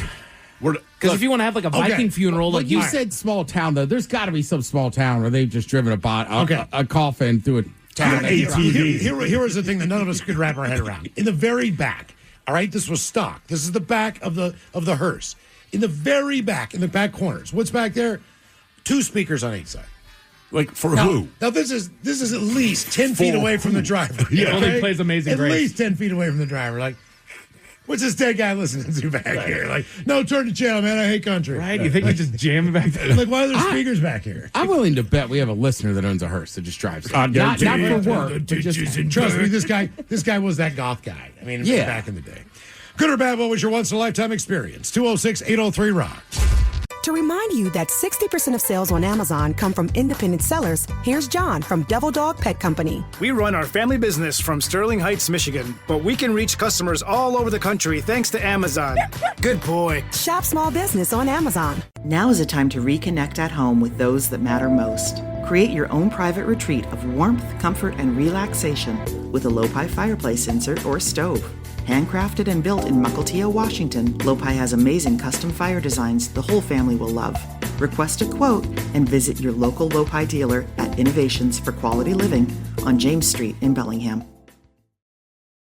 People in Whatcom and Skagit County have been choosing North Coast Credit Union for 86 years. But they're not just choosing a credit union. Our members are choosing to support local businesses. They're choosing lower fees and loan rates. They're choosing to take ownership in their communities. Membership is open to anyone who lives, works, worships, or attends school in Washington. Visit one of our 5 branches or northcoastcu.com to see why North Coast Credit Union is the obvious choice. Russell is traveling for vacation. He may not be at his destination yet, but his vacation started the second he stepped onto the Bel Air Airporter shuttle. Russell doesn't want to worry about traffic or parking. He wants to relax and let Bel Air get him to and from SeaTac safely and on time. Whatever your reason for traveling, choose Bel Air Airporter Shuttle. Book your trip today at airporter.com. That's airporter.com. Make money from your podcast with the Odyssey Creator Lab. You create the show, we bring the advertisers. Apply now at creators.odyssey.com. Always live on the free Odyssey app. Text the guys at 206-803-ROCK from the Pinky's Plumbing Studio. You're in the men's room. A question, good or bad? What was your once in a lifetime experience? 206-803-ROCK. Couple more comments. Guys got to sit in the L of the Hollywood sign. Once in a lifetime deal. Another one. Which L? There's 2 L's, man. There are. One of them is cool. The other one's lame. Living in England when Zeppelin played their final gig. Ooh. Took a chance on buying a ticket code off eBay. It worked. 2 tickets to see their final show. Damn. Which was awesome. That's pretty cool. I don't know that it counts, but he was added after Old Dirty Bastard died. There's a rapper named Capadonna that's part of the Wu-Tang Clan. Yeah. And once in Baltimore, I don't know what we were doing, but I was hanging out with some dudes, and he was there with them, and they were like, "You want to hit this blunt?" And I said, "I can't, man. I'm on bail." And they were like, "Oh, you a real one." But he handed me the blunt, and I said, "I can't, man." Now, they didn't know I didn't smoke weed at the time. Of course. But it sounded tough. Oh, no, you had the perfect response. Right. Love to, fellas. What was the guy that passed on that was like, DMZ. Who was the one? DMX? DMX. DMZ's demilitarized zone. I know, boys. demilitarized zone, right. DMX, who was the one person who was around DMX? I can't remember who told us the story, but basically. Oh, no. That's my buddy when he was living in New York City. All right. So he was going to Columbia, and then there, whatever the dorms were. So DMX was hooking up with a girl there. So he's outside. He recognized him. He's smoking a blunt, and he's like, "Hey, man, like, you're DMX." Like, yeah. And he's like, right? He's like, can I smoke with you? And he's like, "Well, listen, I can't hand it to you. What I'm going to do is hand it to my man Miles. Now, what he does after that is up to him." The guy basically just took a puff, and handed it to my buddy. I guess technically, I did not pass him the weed. What did that man sound like when he was having sex? I'm liking this. Dude, there was probably tears involved. You ever seen some of his performances? Tell us what you like. Yep. I mean, he would break down during shows. Yeah, he was crazy. Yeah. Guys, he was. He was legitimately crazy. I was in the front row of Metallica's show. Once the concert ended, James took off his wristband, looked me dead in the eye, and threw it directly at me. Nice. Side note, James has a damn good arm. Here, this is a weird one. Been better if it was a bottle. I once saw a major flood in my hometown that washed up buried coffins from the cemetery that was along the riverbank. The strong currents sent the floating coffins down the river until they crashed against the dam spillway. Damn. We had that in New Orleans once because all those graves are above ground, right? But we had a big storm. And the way they treated it on the news, apparently this happens plenty. They're like, oh, ho, ho. I can't remember the name of the cemetery. It is directly across the street from Commander's Palace. Noted restaurant. But they're like, ho, ho, ho. Man, big storms. 3 of the coffins have washed. One was out of a mausoleum. The other 2 were out of just quote-unquote graves. But, I mean, like, they're chuckling about it. And I'm like, Jesus Christ, man. And, Ted, you can relate to this one probably. In 8th grade, I went to D.C. for a class trip. We toured the White House. While there, Obama was boarding Air Force Two. And we got to watch him from like 15 feet away. Now, whether you like Obama or not, it was cool to see a president so up close. Not many people get to say they've done that. I've never seen a president up close. I went to Ronald Reagan's speech when he was a candidate for the president. He ended up being the president. Yeah, I saw. And that was still cool to see. Sure, that. man. And I went to Clinton's inauguration, and then I saw Barack Obama towards the end of his second term here in Seattle. Hey, Ted. Good seeing you. It was pretty awesome. I'm here for the weed. You still on parole? I'm going to hit this blunt. I cannot pass it to you. I can hand it to Joe. Joe can pass it to you. But he does. What was his nickname in high school? Hot Box. Good or bad, what was your once-in-a-lifetime experience? 206-803-ROCK. He skips old Barry O. Gotta love them ribs. You think he would talk slower? When he gets high. Even Stephen Colbert, he was interviewing him, and he said, man, you got like this 800-page book, and I realized he also did the audiobook. Colbert's like, based on the way you speak, I figured it's just faster to read it. Like when George W. and him would lean in and whisper, I know he's like, George, like, I got that blow, you got the weed? You know what I do? You know, I do. I will say, W is, I know he's, super, what do you call those, new Christians, whatever, but if there was one president I'd want to party with, it was W. W, hell yeah. He and his wife. We're doing cake dance. Come on, man. Hey, we're going to order cheeseburger pizzas. Throw down, watch some cartoons, you know what I mean? You see Willie Stimpy. Well, because remember, he was running, in 2000? Right against Gore? Yes. Yeah. Right, was it 2000? Yeah, it was 2000. Right, so I remember when you were voting for a Major League All-Star game, on the back was an interview with Al Gore and one with George W. Bush. Very plain questions, right? So they said, should baseball be played on grass or turf? Al Gore gives his paragraph-long thing about what you should play on. And W said, it's baseball, should play it on grass. That's it. Yeah. Pretty simple. That's the question. You over his house, hey, man, you know what I can do? Let's fire off a rocket. Right. Come on, get us up to the roof. Yeah, he watch it. Saudi Arabia's going to think it's coming around in. Watch it bang off in. I can scare it. Scared you. Yeah. He was famous for having the White Hat cooking staff make him cheeseburger pizza. Oh, yeah. Cheeseburger pizza. We're going to get 5 to 10 cheeseburger pizzas. Launch off a rocket. Hey, Ricky, I got the munchies. Come on. Right, like, I don't think he was smoking weed. I don't think he was drinking at that point, but I like his style. That's just who he was. Like, even if I'm not drinking on the weekend, I still want to eat pizza and watch sports. Right? Yeah. Not now. UT's on. Now, listen, I'm going to fire this gun off. They'll be here in 3 seconds. Right. Good or bad, what was your once-in-a-lifetime experience? 206-803-ROCK. See Secret Tunnel? I got a secret tunnel. I don't even know where we go. We could fly in a helicopter and go get some Lido's pizza. I just go down there and pee when I can't get to the bathroom. Hello, Steve. Welcome to the men's room.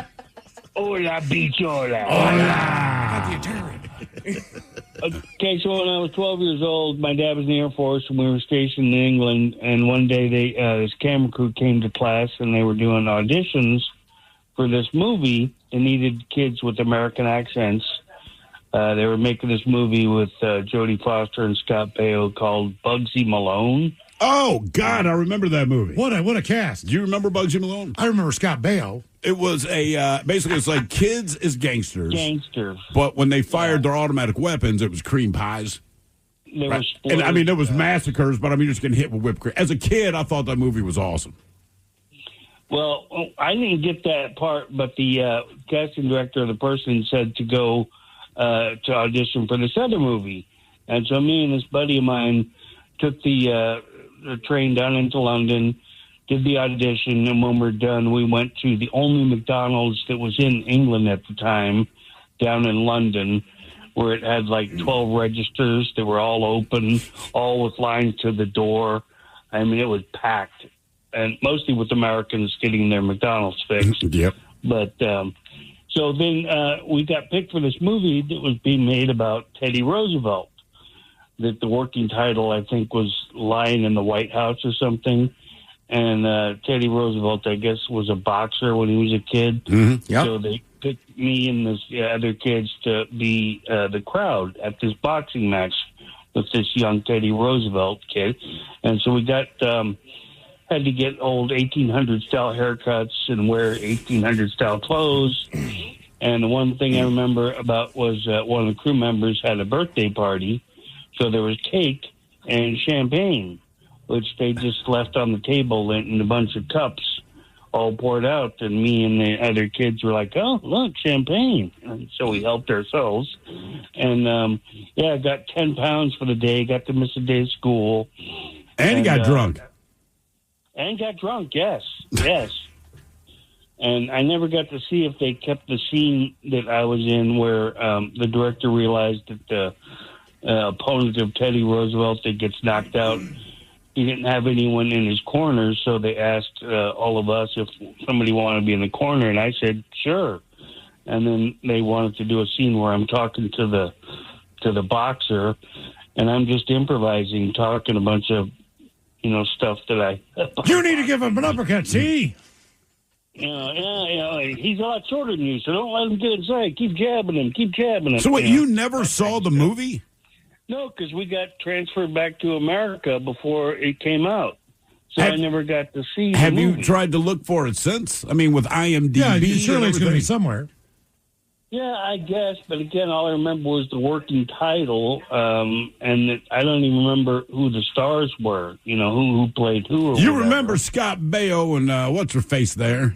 Clarice, what the hell's her name? Jodie Foster. Jodie Foster. But you can't remember. And that's the movie you didn't get into. All right. Yeah, that's the movie we didn't get into. Like I said, I just remember the working title was Lying in the White House, and it was a British production about, Teddy Roosevelt. All right. And so, I guess I could. I tried looking it up, but I don't know, again, the title of it. I remember the year was 1976.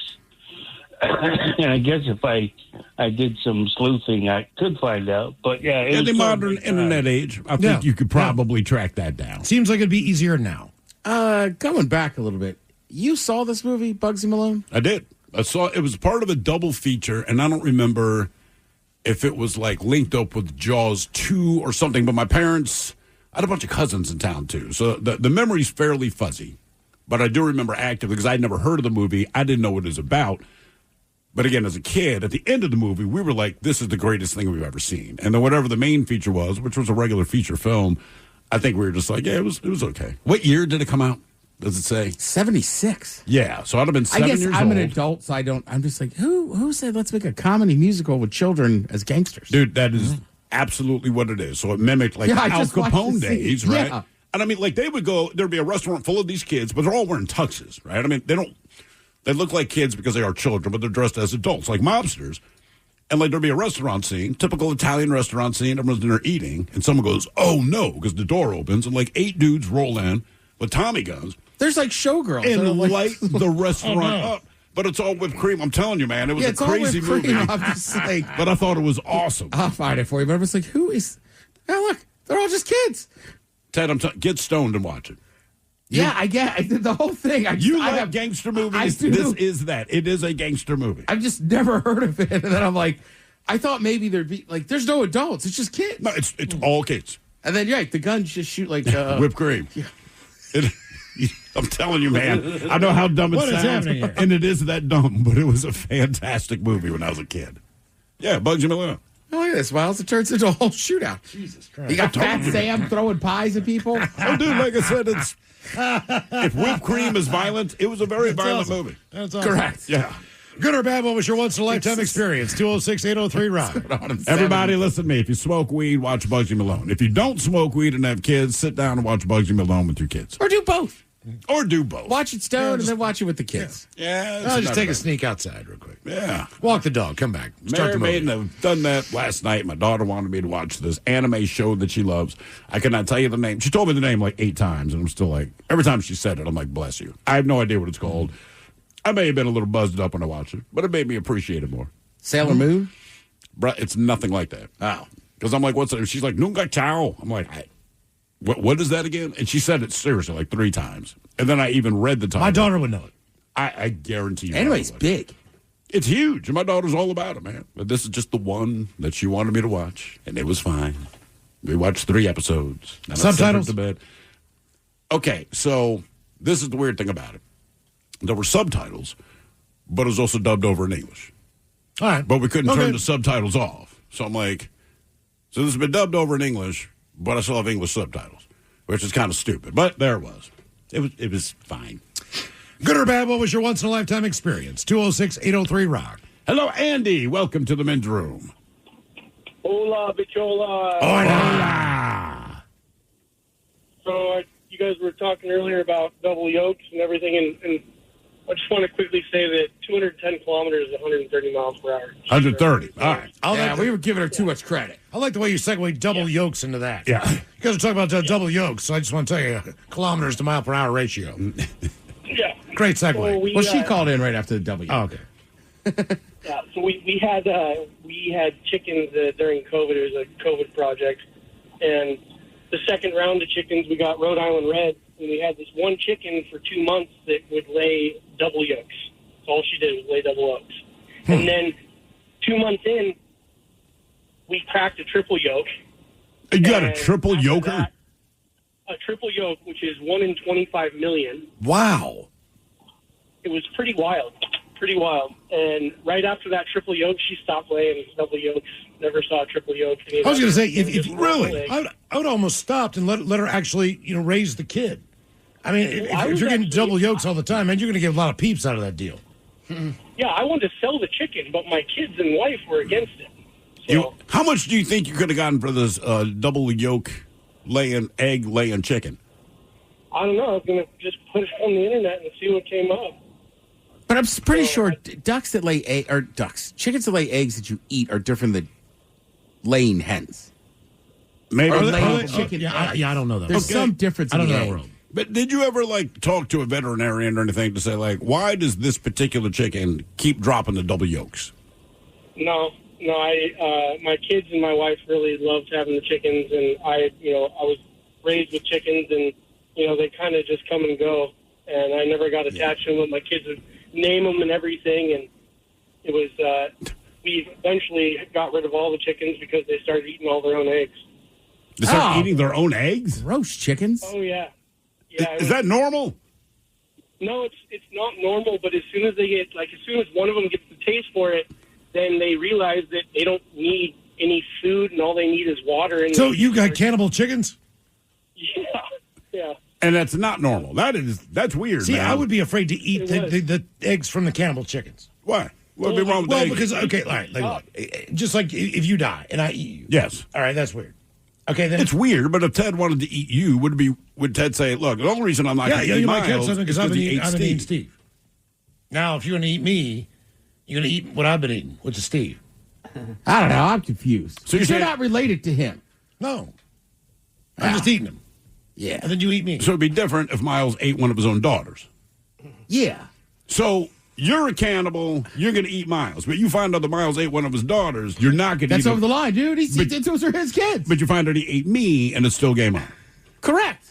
That's Okay. logical thinking, boys. All right. It's a weird conversation we're having. Well, I just wanted to get to the bottom of it. I've never been in a cannibalism situation where I have to go, well, I would eat Miles, but hey, one of his own kids did. This isn't. That's why some of those animals I can't get down with. Like what? Like lions will do it. Yeah. But I thought lions ate other lions young. So the idea, you're the male lion, right? And then I come into town, you and I fight, I end up winning. You've had a couple of cubs. I'm going to eat your cubs. I think the female lion sometimes has to get his own kids away from her. He'll just eat them. Mm-hmm. Does he eat his own kids? Mm-hmm. Yeah. Damn. It's ruthless out there in the lion world, man. You didn't see that, Wizard of Oz? Do you have any children? I did. He was a coward. But I hate him. I couldn't hunt on my own, so I hunted my own. I'm a coward. If I were king of the forest, I would not eat my own children.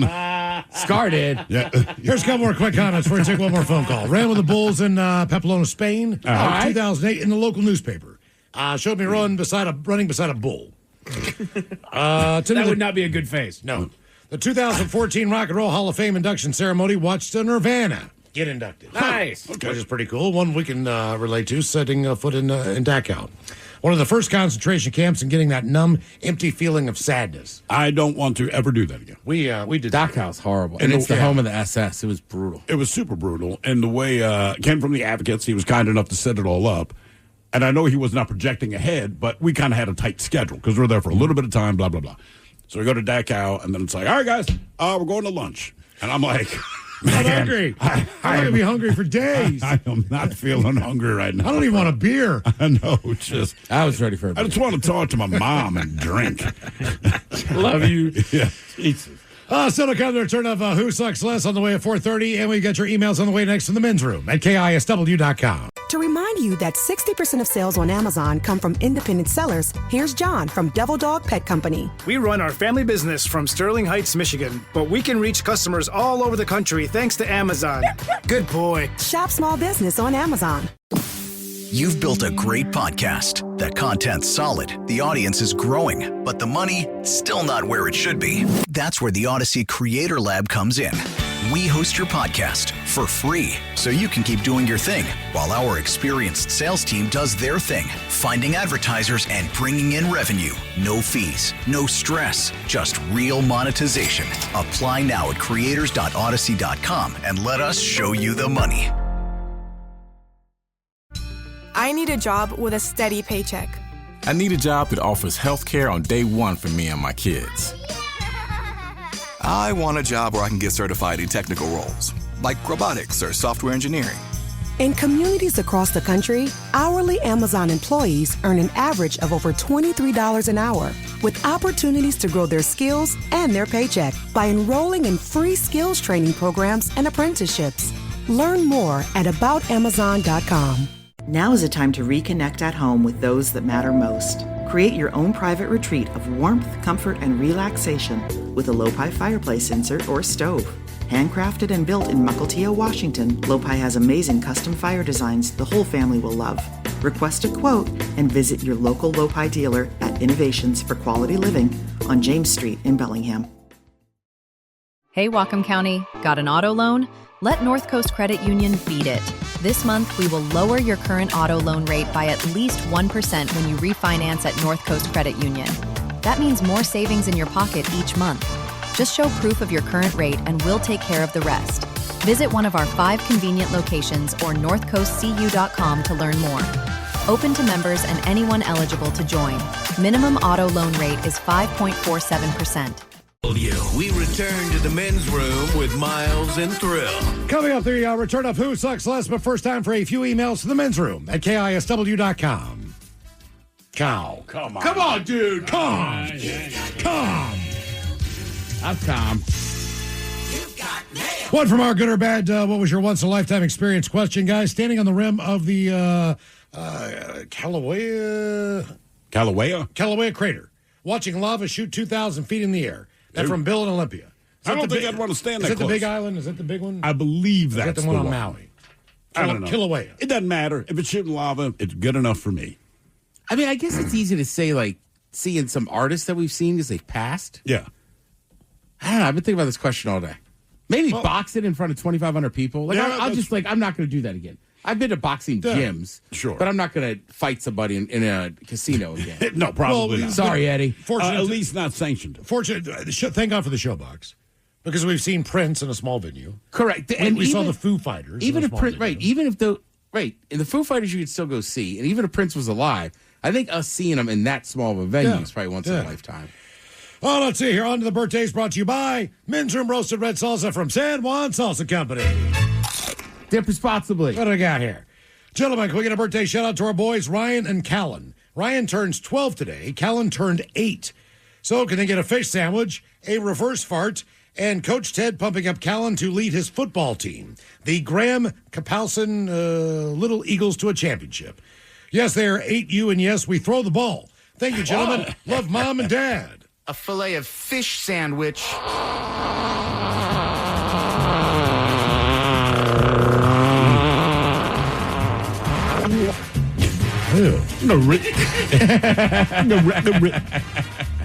All right, Callan.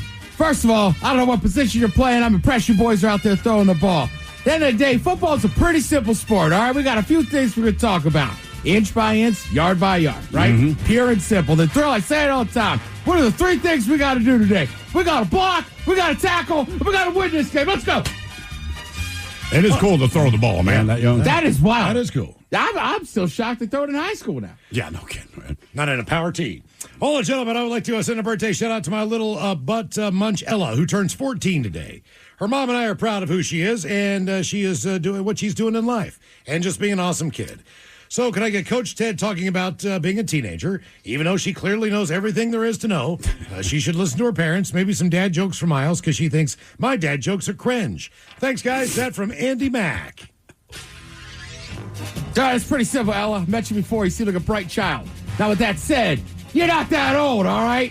When old Andy tells you to do something, Dad says to do it, you do it. All right, he says jump, you say, how high, Dad? Same with your mom. And don't forget to eat your vegetables. Happy birthday, kid. See if I have any, I don't want to get in trouble. She's worked backstage with us, brother. I don't know. There's a lot she has not heard. Okay. All right, guys, did you know you can cure a snake bite with an ant bite? No. It's called a anti-venom. Okay. Where does Sir Mix-a-Lot go on vacation? Where does Sir Mix-a-Lot like to go on vacation? Butte, Montana. Yeah. Djibouti. All right. That'll always be fun to do. Djibouti. What did 50 Cent do when he got hungry? Hang on. 50 Cent. What did he do when he got hungry? I don't know what. 58. It's a stinner. Guys, today's my son Rayden's 13th birthday. He's been listening to your shenanigans with me his whole life. He would love it if he could get an OG fish sandwich, some green beans, a fart, followed up by Coach Ted getting him hyped up for his upcoming wrestling season. All right. And the rest of the year. And remind him to please do his math homework. Thanks, guys, and keep on rocking that from Matthew. Do I get a fish sandwich? Green bean. What? Green bean. Okay. Green bean. All right, first of all, son, good on you. Of all the sports I ever played, wrestling was hands down the hardest sport there is. Now, do you look cool in a singlet? Sure. Does everybody? No. Sure. See, it's a very comfortable piece of clothing, John. I believe that. You've never worn one. All right. Now, you got this season coming up, all right? We all know there's that kid at that other school, that other club. He's been thinking about you, too. So, you know what the thing is? It's pretty pure and simple. After practice, you got to get a few more laps in. Maybe a few more rolls around, single leg shots. We got to keep sweating. Every ounce of sweat we drop out gets us closer to that championship. Guys, 1 year ago today, Cecilia graced us with her presence. She's a total goofball and weirdo, and she's absolutely perfect. She's just about to start walking, and while we're ready for it, our house is not. She's bound to get up to all sorts of mischief. Exciting times ahead. So can we please get a little kid fish sandwich and Coach Ted telling her to slow down a little bit. Love the show. I'm excited to have her grow up with you guys. And thanks for everything. Happy birthday, B-Nuts. We love you. Lots of love from Mom and from Dad. All right, first of all, you're one, so slow down. Going too fast. 1-year-old's big birthday. Make sure today or tomorrow when you have that cake, you smash right in the hair, all right? Everybody's got to do that on the first one. Second of all, you're also born with my grandmother's name. So when you get a little bit older, if you can remember the damn recipe for that mac and cheese, you send it over. And all gentle sirs, please wish my mama, a.k.a. Mom-in-Law, very happy birthday today. Give her a fish sandwich medley, a pep talk from Coach Ted since her Longhorns lost to a team stronger than Rice last weekend. And since it's her birthday, you can bust on this year's embarrassing Razorback football team. Maybe some dad jokes from Miles. Norma is the best ex-mother-in-law I've ever had. I'm lucky to call her Mama. That's thanks, guys, with a lot of love from Josh. Can I get a fillet of fish sandwich? So you know I'll have a fish sandwich. Oh, brother, can I have a fish sandwich? Put the cheese and the tartar on the side. I want a fish sandwich. Is it too early for a fish sandwich? Cheese and tartar on the side. Ooh, yeah. I smell the fish sandwich. Maybe some your relish in the morning. At noon. And at night. Can I buy you a fish sandwich? So you don't want a fish sandwich? So we want to talk about Texas, but also make fun of Arkansas? That is correct. Yeah, I mean, look at the 20 years of Arkansas football. Pretty simple. All right, now Texas football. Weird year, Texas. Came out number 1. Arch Brandon's supposed to win a Heisman Trophy, lose to Ohio State, then lost to Florida last week. I don't know what's going on. But one thing that helps in college football is you get one of these games. You get 2 of these games a year, right? When the chips are down. You know what they're called? A rivalry game. You're going to be down in Dallas, Texas State Fair. Got those Bamas from Oklahoma coming over, crossing the border. Let's get healthy this week and beat them. All right, some dad jokes. And never forget their mascot is because they didn't wait their turn to get their land. Oh, Mike, you'd be happy to know I got one cleared from Ryan Castle here. Oh, did you? Yes, I did. I doubt it's going to pass me. I'm gonna have you take a look at it. Can you see the dump button? Yeah, let's see. I got that going. Guys, my girlfriend left me after I told her I was born in China. Oh, yeah? Yeah. She said it was a red flag. Hey-o. See, that one's okay. That one's okay.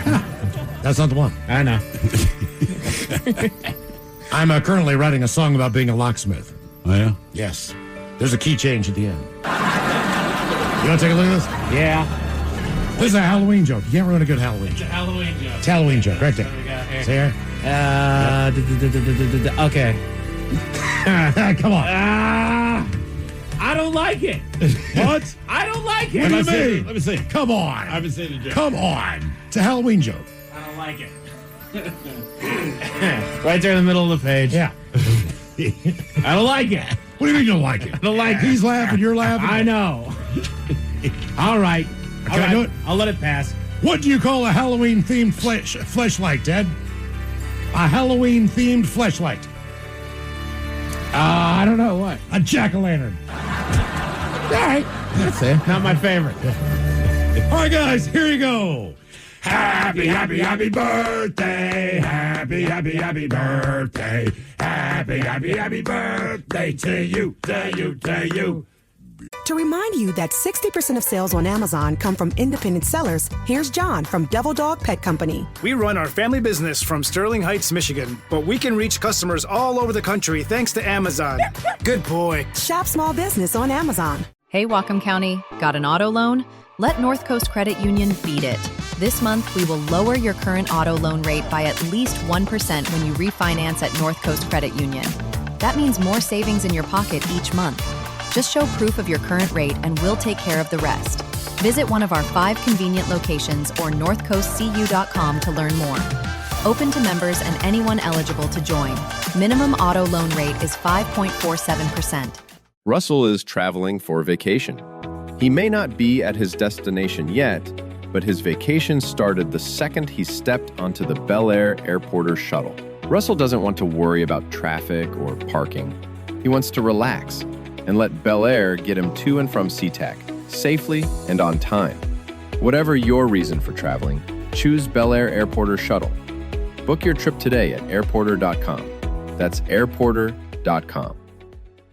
Now is a time to reconnect at home with those that matter most. Create your own private retreat of warmth, comfort, and relaxation with a Lopi fireplace insert or stove. Handcrafted and built in Mukilteo, Washington, Lopi has amazing custom fire designs the whole family will love. Request a quote and visit your local Lopi dealer at Innovations for Quality Living on James Street in Bellingham. Make money from your podcast with the Odyssey Creator Lab. You create the show, we bring the advertisers. Apply now at creators.odyssey.com. Ya's a Dirty Germans brought to you by Men's Room Original Sausage. Available through Uli's world famous sausage, mensroomlive.com, and other fine retailers. Schweinefly. Now, the Men's Room wants to know who sucks last? Hey, time for Who Sucks Last. Stephen Phil, you bring us 3 stories from the news each and every week. They always suck, but it's up to us to determine out of the 3 stories which one sucks the least. Now, if you happen to like the Men's Room on Facebook or follow us on X and Instagram at Men's Room Live, the debate is already underway on Who Sucks Last. Yes, indeed. And like we said at the top of the show, today's episode is the Petty Money Edition. Frivolous lawsuits, it's always driving me crazy. Perhaps CEOs that don't quite read the room before they open their mouth. And finally, just sometimes, can a brother just wipe his ass? Can I just wipe my ass?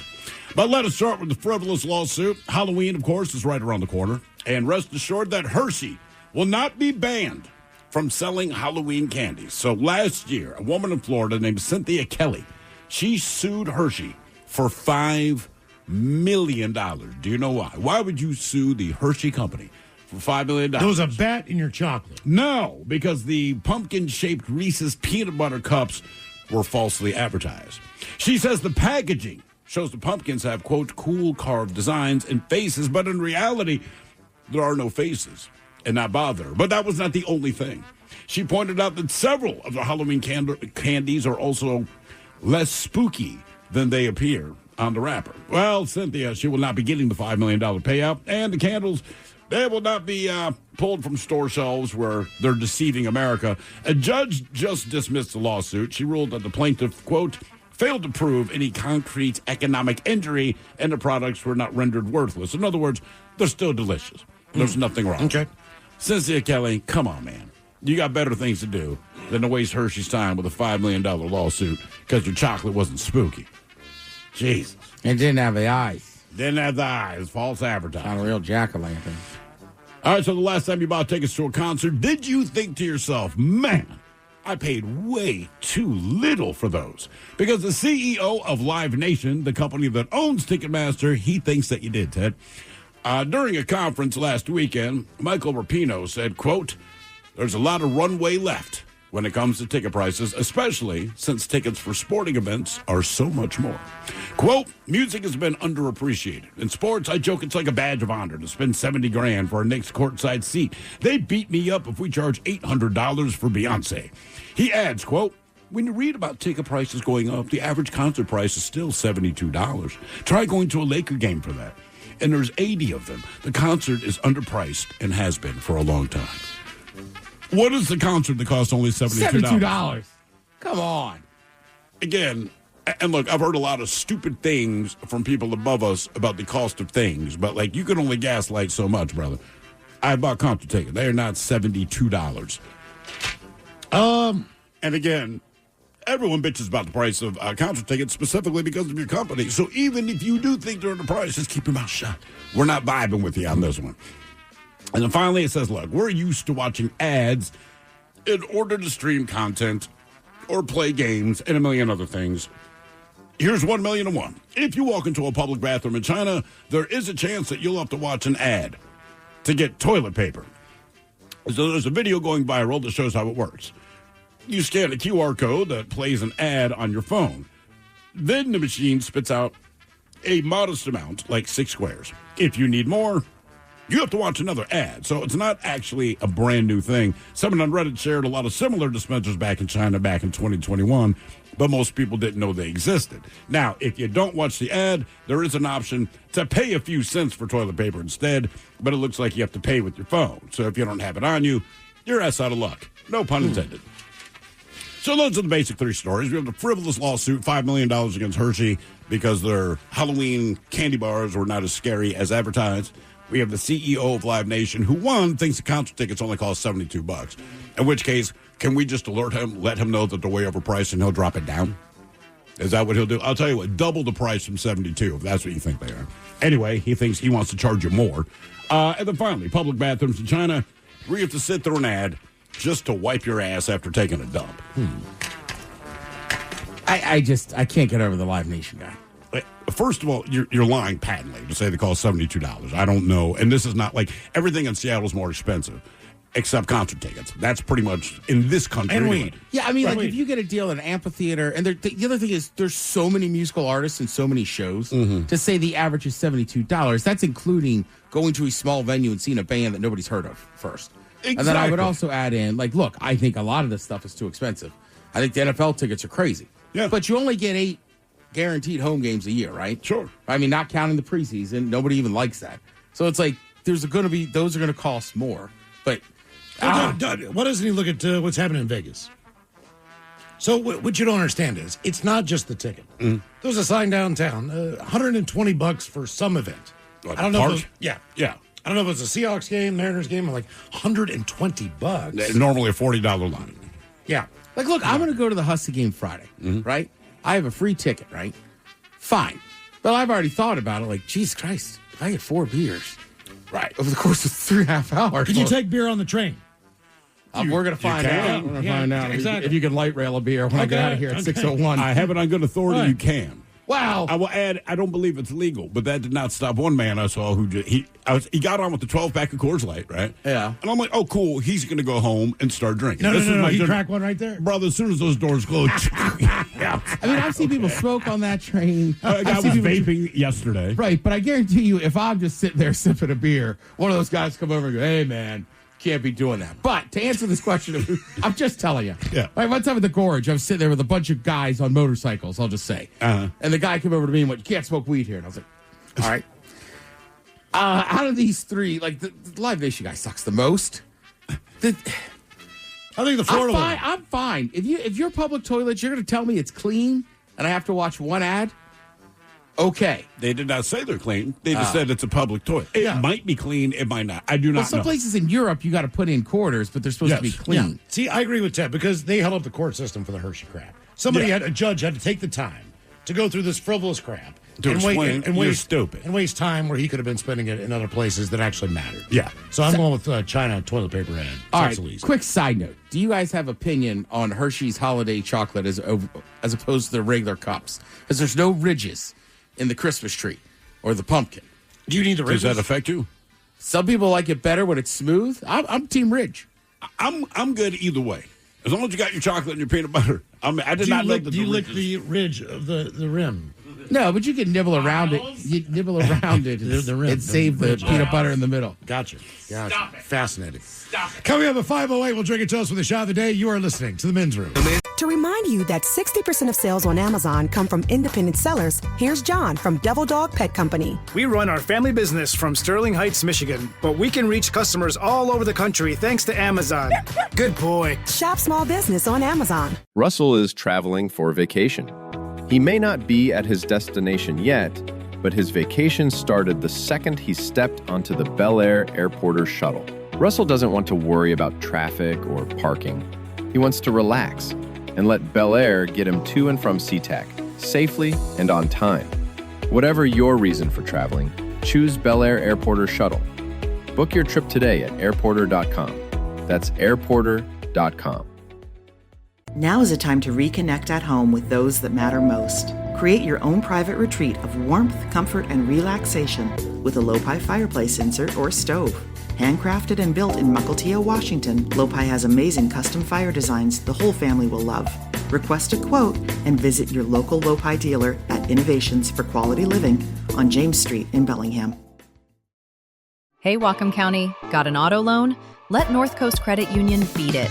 This month, we will lower your current auto loan rate by at least 1% when you refinance at North Coast Credit Union. That means more savings in your pocket each month. Just show proof of your current rate and we'll take care of the rest. Visit one of our 5 convenient locations or northcoastcu.com to learn more. Open to members and anyone eligible to join. Minimum auto loan rate is 5.47%. You've built a great podcast. That content's solid, the audience is growing, but the money, still not where it should be. That's where the Odyssey Creator Lab comes in. We host your podcast for free, so you can keep doing your thing, while our experienced sales team does their thing, finding advertisers and bringing in revenue. No fees, no stress, just real monetization. Apply now at creators.odyssey.com and let us show you the money. Room returns with Miles and Thrill. All right, coming up here at 5:08, we will drink and toast with a shot of the day. And we do have your headlines on the way at 5:50. But first, quick check with Mike Hogg and some of the stories and headlines he is not working on. Well, thank you, Miles. A new survey found that 1 in 5 high schoolers have had a romantic AI relationship. No, they haven't. Yeah, they've gotten horny talking to AI, but they have not had a romantic relationship. Indeed. Romantic relationships have to go both ways. It's romantic when you get laid. It can be romantic. Says you. Yeah, that's fair. Well, everything leading up to it is all part of the process. Romance. Yeah, it's still part of the process. But I mean, don't get me wrong. I know but what does this lead to? Well, I'm hoping it leads to exactly where you wanted to. But Right. But also, you said teenagers, right? Sure. High schoolers, yeah. I mean, there's a lot of high schoolers that have romantic relationships. I don't think are having sex. Yeah, but at least they can, hold hands, kiss, get third base, grab a boob, something. But you always remember that first girlfriend, whether it's in high school or not. So that it seems like there's more just passion, like in a Romeo and Juliet kind of way. Like, let's kill each other. I mean, not that way. Because they're physically there, man. Yeah, you can't romance AI. You can tell it what to do. I keep trying though. Yeah, that's my line there. You can't romance AI. You tell it what to do. But I mean, I know adults that thought they were in a relationship online. They were just getting catfished. Oh yeah, right. Absolutely, it happens. We read that every day. Somebody somewhere, whether it's Brad Pitt, somebody we an knew. astronaut stranded in space. Right when that term came out, somebody that we knew had that happen to them, and I don't even know if I knew that term yet. Yeah, but it happened to them. Do I know them? Yeah. Do I know them? Yeah. I read it down. Mike wouldn't. I'm not sure who this person is. This is interesting. Hang on, we're gonna figure out. Careful of the cameras. You wouldn't. Got it. Hey. Oh yeah. Okay. I know. Yeah. Okay. What's that? Oh, you're just messing with him. He didn't clean me out for too much. Thank God. More research is being done on the health benefits of cold water immersion, but they say that there may also be other risks involved with it too. Because it's cold water? Exactly. Yeah. They were basically saying that, you could seize up and then drown. Like, yeah, because you're dipping into cold water. And if you don't. Right. So I think, look, I like the ice tubs. Yeah. But you're getting in there for a minute, maybe a few minutes. But that's completely different, as I've done this too, like an idiot. When you jump in the wintertime to a cold body of water, your body really can go into shock. It's shock, yes. Yeah, I mean, it's right, the cold water immersion. Right. That's all. And, right. There are health benefits that have not been scientifically proven. So even if they're more mental, there's a benefit there to a degree. Whatever works, man. Right. But just be careful. That's all. Just be careful. I will say this. If you're feeling like crap on a Saturday morning, get in that cold tub for about 2 minutes. You feel right as rain. Really? Here we are. Oh, yeah. Okay. I wish I'd known that like 40 years ago. There's a study being done on the phenomenon of when people feel a sense of familiarity while tripping on DMT. DMT. So basically, they will, they'll get high with DMT, and then for whatever reason, I'm sorry, I don't know the term. What is DMT? They are tripping. What is DMT? Well, DMT's in everything. Okay. But some people could smoke it.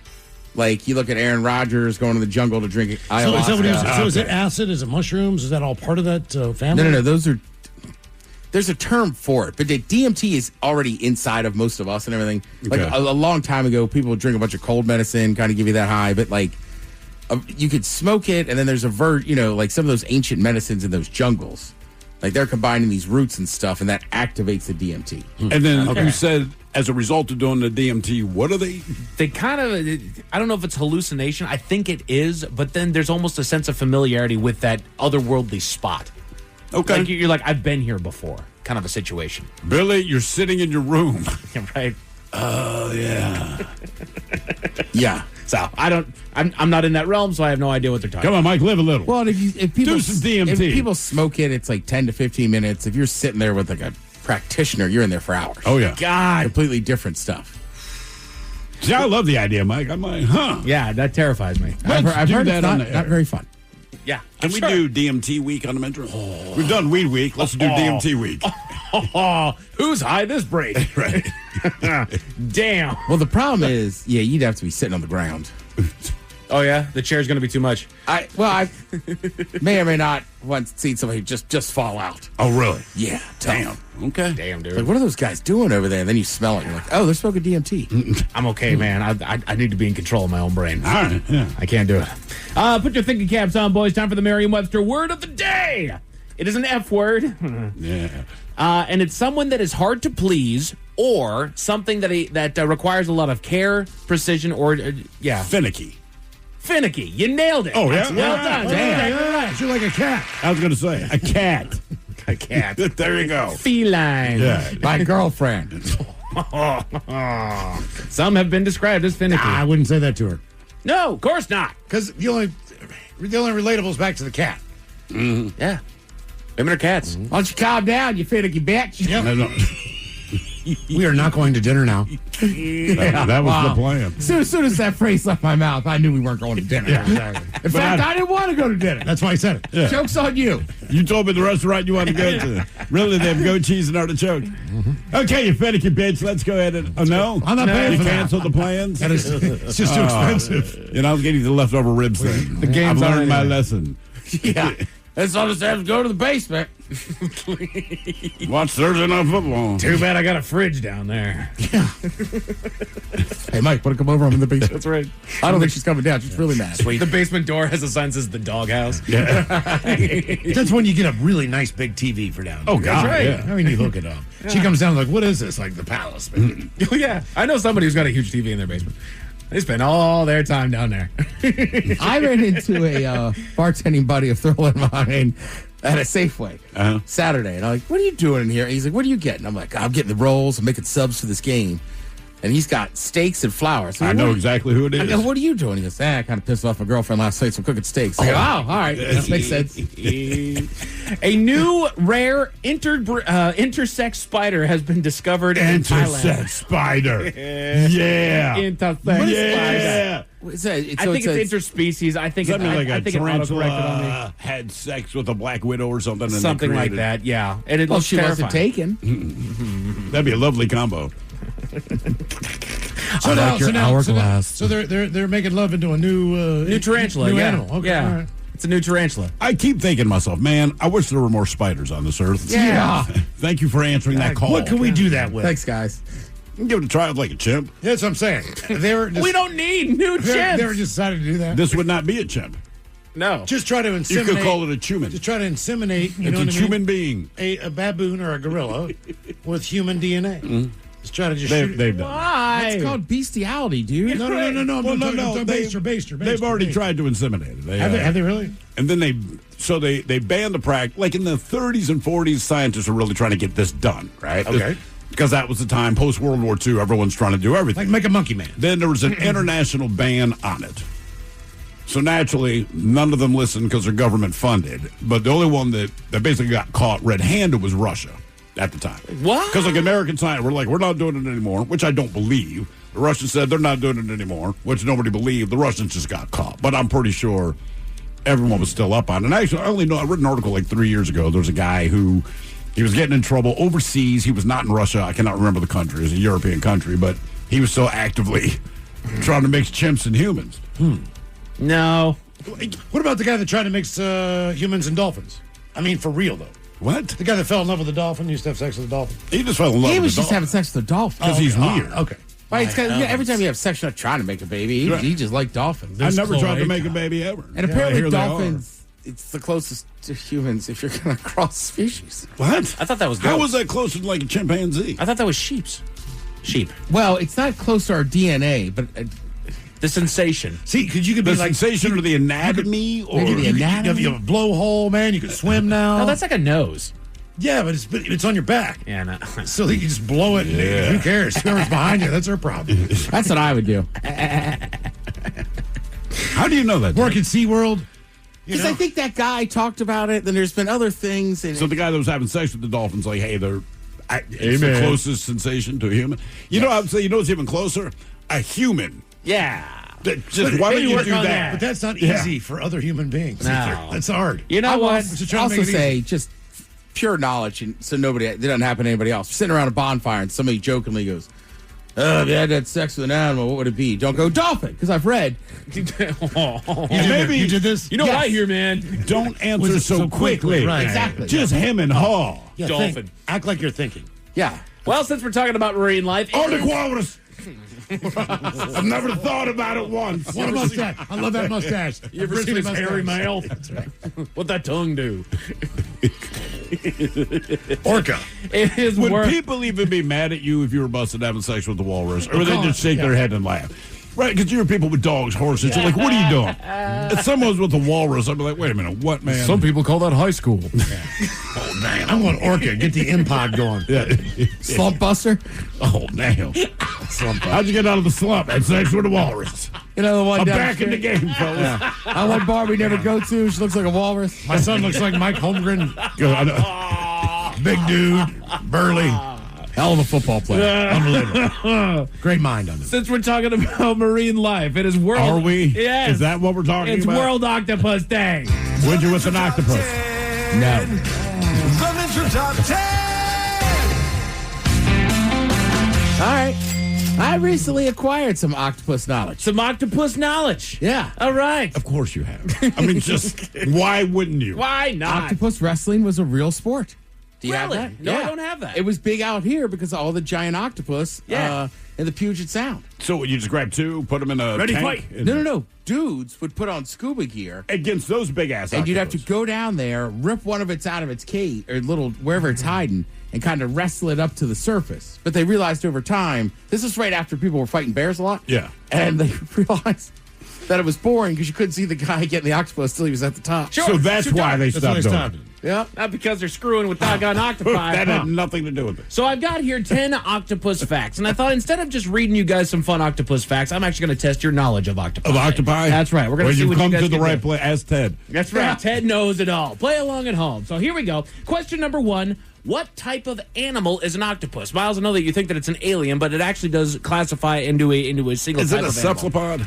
You nailed it. It is a cephalopod. It is. But isn't a squid also a cephalopod? I believe so. Cephalopods are invertebrate animals, if I'm not mistaken. Okay, and And Well, also- so squid does have that cartilage, but it's not really a bone. it's not a bone, it's cartilage. Yeah, It's and it like also- sharks. It's have like no- what's in your nose. And it also qualifies as a mollusk. Really? Yeah. I was going to say mollusk. Yeah. Oh, I was gonna, what? Counts as both. Counts as both. You were that kid in class. I was going to say that, teacher. Test your octopus knowledge. How many hearts does an octopus have? 3. 3 hearts? Any other guesses? 5. 5 hearts. Miles. 7. You nailed it, Steve. It's 3. All right. I was going to say that too. You were 2. You were going to say 3 too? 3 hearts. That's why they can love 3 partners in one life. That's why I like octopus. Hey, God forbid you give one to the Grinch. Yeah. 2 sizes too small, mother. How much weight can a single suction cup on a giant Pacific octopus, because that's the breed that we got here, so you know they got all those little suction cups. Yeah. How much weight can one single suction cup carry? Ooh, that 50 pounds. 200. 200 pounds. sounds stupid. I was going to say 50. I was. So now, all right, 100 pounds. You guys are all over 35 pounds. Oh. One sucker? What if they could do single that, sucker that can- suction cup therapy on you? You know, you got one on your back, you know Right? what I mean? He's just taking care of all the hot You would think spots. it would do the same doggone Exactly. thing. No. They asked too much and they wanted to unionize. Yeah, That's why we keep doing it as people. Just stick it on your back like a backpack. Let it take out all the pain. Yeah. Come here, buddy. Come here. Some 10 octopus facts. About how long do octopi live? 3 years. 3 years. Oh, no. I bet they live a long time. I'm going to say 42 years. 42 years. Miles. 2 years. 2 years. Steve, you were the closest. 3 to 4 years 3 on to 4 average. years. However, some of the smaller species live only 6 months to a year. That's it? Yes. Suckers. Unless they're eaten by a shark. Because I was with Ted, I thought that they lived decently long lives. They really do not. No. I know there's a gig yourself. You guys watch that Octopus Teacher movie? No, I have I not. should have. I swear to God, it's worth it. It's very interesting. It's just interesting. Okay. It's not a lot of action, not a lot of people dying or anything like that. Well, the octopus. Well, I'm not going to tell you that. Back to the giant Pacific octopus. How much can the giant Pacific octopus weigh? I will say. We're well, wrestling on them. it's not really like. I bet it's not as heavy as you think it is because it kind of morphs. That's right? what I'm thinking. So I'm thinking 20 pounds. 20 pounds. They get what, like about 6 feet big, I guess, somewhere around there. The giant octopus. Seems like their There's some that arms- get really, really big. So their tentacles more than would be- 6 feet, I think.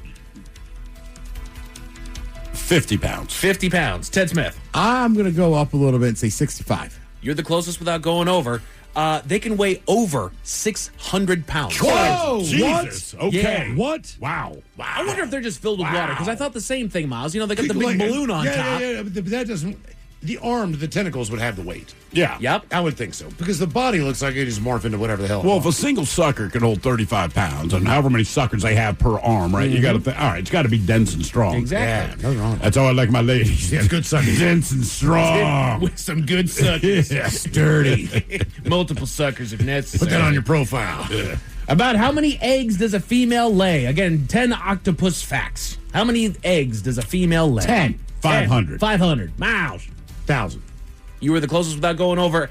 Up to 100,000 eggs. Damn. And you know what's weird? That's a lot of kids. And generally she dies shortly afterward. I don't know if this is true of the giant octopus or all octopus, but there was something on a couple weeks ago. I watched it with my daughter, and it's this whole mating ritual between these two octopi. All right. So Octopus sex. the female octopus had already collected sperm from a male. Yeah. But just because she collected the sperm, she's not necessarily fertilized her eggs. She's still looking at suitors. Okay. So homeboy comes along, different dude. What up, man? And he does all the stuff he's got to do to prove to her that he's worth it. So basically, she scoops out all the other octopus's sperm and just tosses it in the ocean. Later. And then the male octopus, the new suitor, Yeah. he gets to put his sperm in her sperm carrying pouch or whatever. Yeah, sperm spot. And I was like, I did not know it was like that, and I'm a little bit disturbed. Right. So that is not one of my facts on there, but they do have one specific arm that's like sperm filled. Yeah, it was the sperm arm. And it's also detachable. So sometimes there's times when females are coming onto males a little bit too hard, and they're like, Rip the arm "No, off. man, you get a walrus coming after you." Yeah, they'll rip it off and like throw it at her, like, "Dude, go after yourself. I'm out." Oh, it's like someone ripping off your penis. Yeah. And just But throw they grow back though. They grow back with full mobility and full what's the I word? wish my penis did that. That'd freak people out of parties. Ta-da! I'm gonna chop my penis off. When octopus get bored, they often do what? Often, this was in my facts, they often do what? When they're bored? Mess with people. When they're bored, multiple choice. When they're bored, do they play with small fish like dolls? Do they eat their own arms? Do they blow bubbles? Or do they dismantle crabs? Dismantle crab. crab. No, they eat their own arms. Oh, wow. Because they're 'Cause bored? they're bored. I wonder if that's like chewing fingernails to them. I mean, do they grow back? Yes. The tentacles? Yeah. Okay. Full mobility. All right. Because people chew their fingernails grow back. Exactly. 10 octopus facts. We've kind of been dancing around it. Do octopus have arms or tentacles? Arms. Both. No. Arms. They do have only one, and you're right, it is arms. Yeah. I wondered What's the difference between a tentacle? That was my next question. So, octopi have arms. Squid and cuttlefish have 8 arms and 2 tentacles.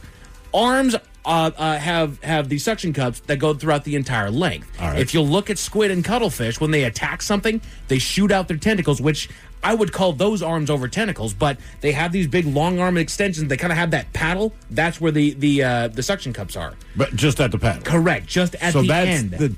The arm. tentacle. That's the tentacle. The tentacle has Just suction has cups suction just at the end. ends. Huh. Yeah.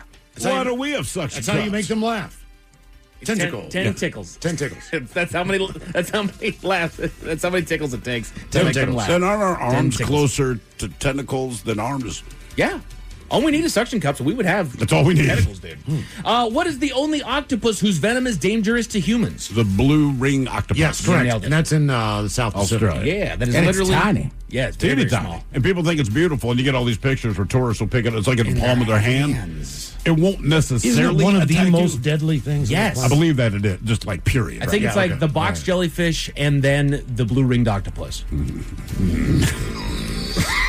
Don't mess with either of them. No, man. Very tantalizing jellyfish. They're very, very tantalizing. It's just floating around. The camel toe jellyfish. Damn it. And then I'll leave you with this last octopus. How did it get its name? I'll tell you a story. Well, man, I used to do dolphins. Then I moved on. Then I moved on to the box jellyfish.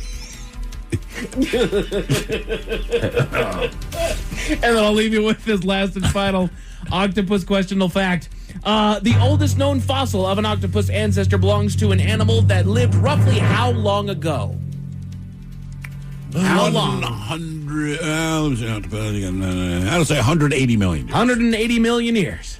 How long ago were dinosaurs? 600 million. Ago? I thought they were like 150 million years ago. As far as them going extinct. No, I thought. I think they had. Gotcha, I think they had about a 600 million year reign on Earth. I want to say they went extinct about 150 I'll say million years ago. 700. 700 million. Yeah. Ted. I'll say 180 million. 180. Steve, you were the closest without. No, you were the closest without going over. Ted, 330 million. I was going to say that. 330 million. Maybe they traveled in on that asteroid that, 30 million. killed the dinosaurs. Yeah, right. A woman in the UK might have gone a little too far with actions against her ex there, Miles. Oh, my God, what a terrible story. About it at 5:50. Can't wait, yes. Headlines are coming up at 5:50. In the meantime, we made it to drinking time. Somebody out there deserves to be recognized. And the men's room knows just who it is. So to you, we say, bottoms up, sailor. You're the toast of our shot of the day. Drink time it is, and as usual, we head to the drink desk and Steve a Thrill Hill to find out who we're toasting. Yes, indeed. And today we toast 51-year-old Walter Frymine of Winter Haven, Florida. Now, Walter was arrested Saturday for trespassing on Amtrak property. Well, the frisk turned up meth and a meth pipe, and while being transported to jail, Walter told an officer, quote, "If you arrest me, I will find you and kill you." Well, his threat didn't quite spook the cops the way he'd hoped, and he was, in fact, arrested. Now, when Walter was put through the body scanner, corrections officer spotted something in his rectal cavity, a.k.a. his butt. Now, naturally, they just made the assumption that it was drugs or a weapon or cigarettes or a cell phone or money. There was none of those things. Walter had a full-size thermos in his rectum. Whoa, a thermos.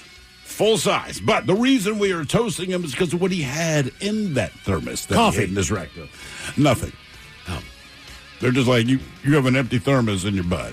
It's like, yeah, that's pretty much it. Yeah, won the Stanley Cup. I guess, man. Good God, bro. At least have something in the thermos. That's all I'm saying. Keep this for later. Yeah, I don't know, man. So we pour this booze and we drink this booze because we think it's yummy. Yummy. So over the tongue and down the throat to party in our tummies. Down the hola, bichola. All right, it's going to get tested online now for Profile This, 206-803-ROCK. Profile This is next. I need a job with a steady paycheck. I need a job that offers health care on day one for me and my kids. I want a job where I can get certified in technical roles, like robotics or software engineering. In communities across the country, hourly Amazon employees earn an average of over $23 an hour, with opportunities to grow their skills and their paycheck by enrolling in free skills training programs and apprenticeships. Learn more at aboutamazon.com. Hey, this is Sarah. Look, I'm standing out front of AM/PM right now, and well, you're sweet and all, but I found something more fulfilling, even kind of cheesy, but I like it. Sure, you met some of my dietary needs, but they've just got it all. So farewell, oatmeal.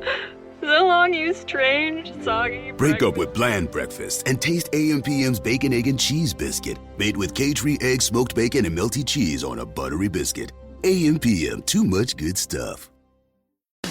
Make money from your podcast with the Odyssey Creator Lab. You create the show, we bring the advertisers. Apply now at creators.odyssey.com.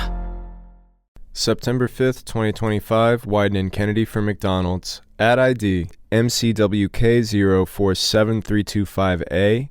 Spot title 2025 DD Monopoly Get Your Bag GCMENG Audio 30. 30 seconds, radio full mix. Mr. Monopoly here. Monopoly is back at McDonald's. Register in the McDonald's app so you're ready to... Get your bag! 2 ways to peel for a chance to... Get your bag! Physical peels with select items and digital peels with others to... Get your bag! Play Monopoly at McDonald's. Ba-da-ba-ba-ba. No purchase necessary. See rules at playatmcd.com for full details and amoe.playatmcd.com to play without purchase. Ends November 23rd, but bonus play ends November 2nd. Monopoly is a registered trademark of Hasbro. Copyright McDonald's. I need a job with a steady paycheck. I need a job that offers health care on day one for me and my kids. I want a job where I can get certified in technical roles, like robotics or software engineering. In communities across the country, hourly Amazon employees earn an average of over $23 an hour, with opportunities to grow their skills and their paycheck by enrolling in free skills training programs and apprenticeships. Learn more at aboutamazon.com.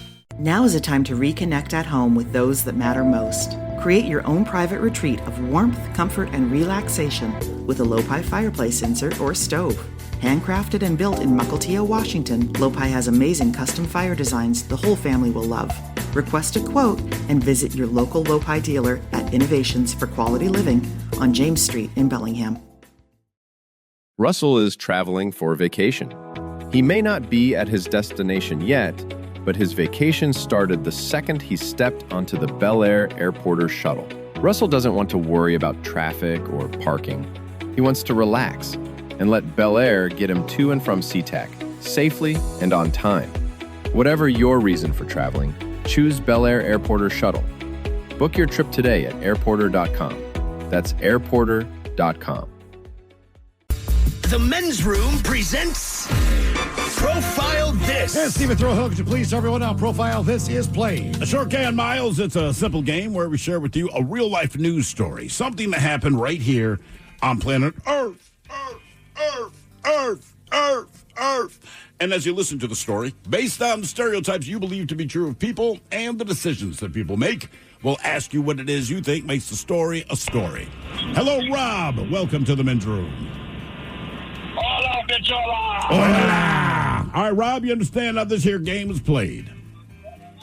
Yes, sir. Yes, sir. Fantastic, fantastic. You have your choice of one of three stories today. Today we offer you Bite Me. In other words, what did someone find in their food?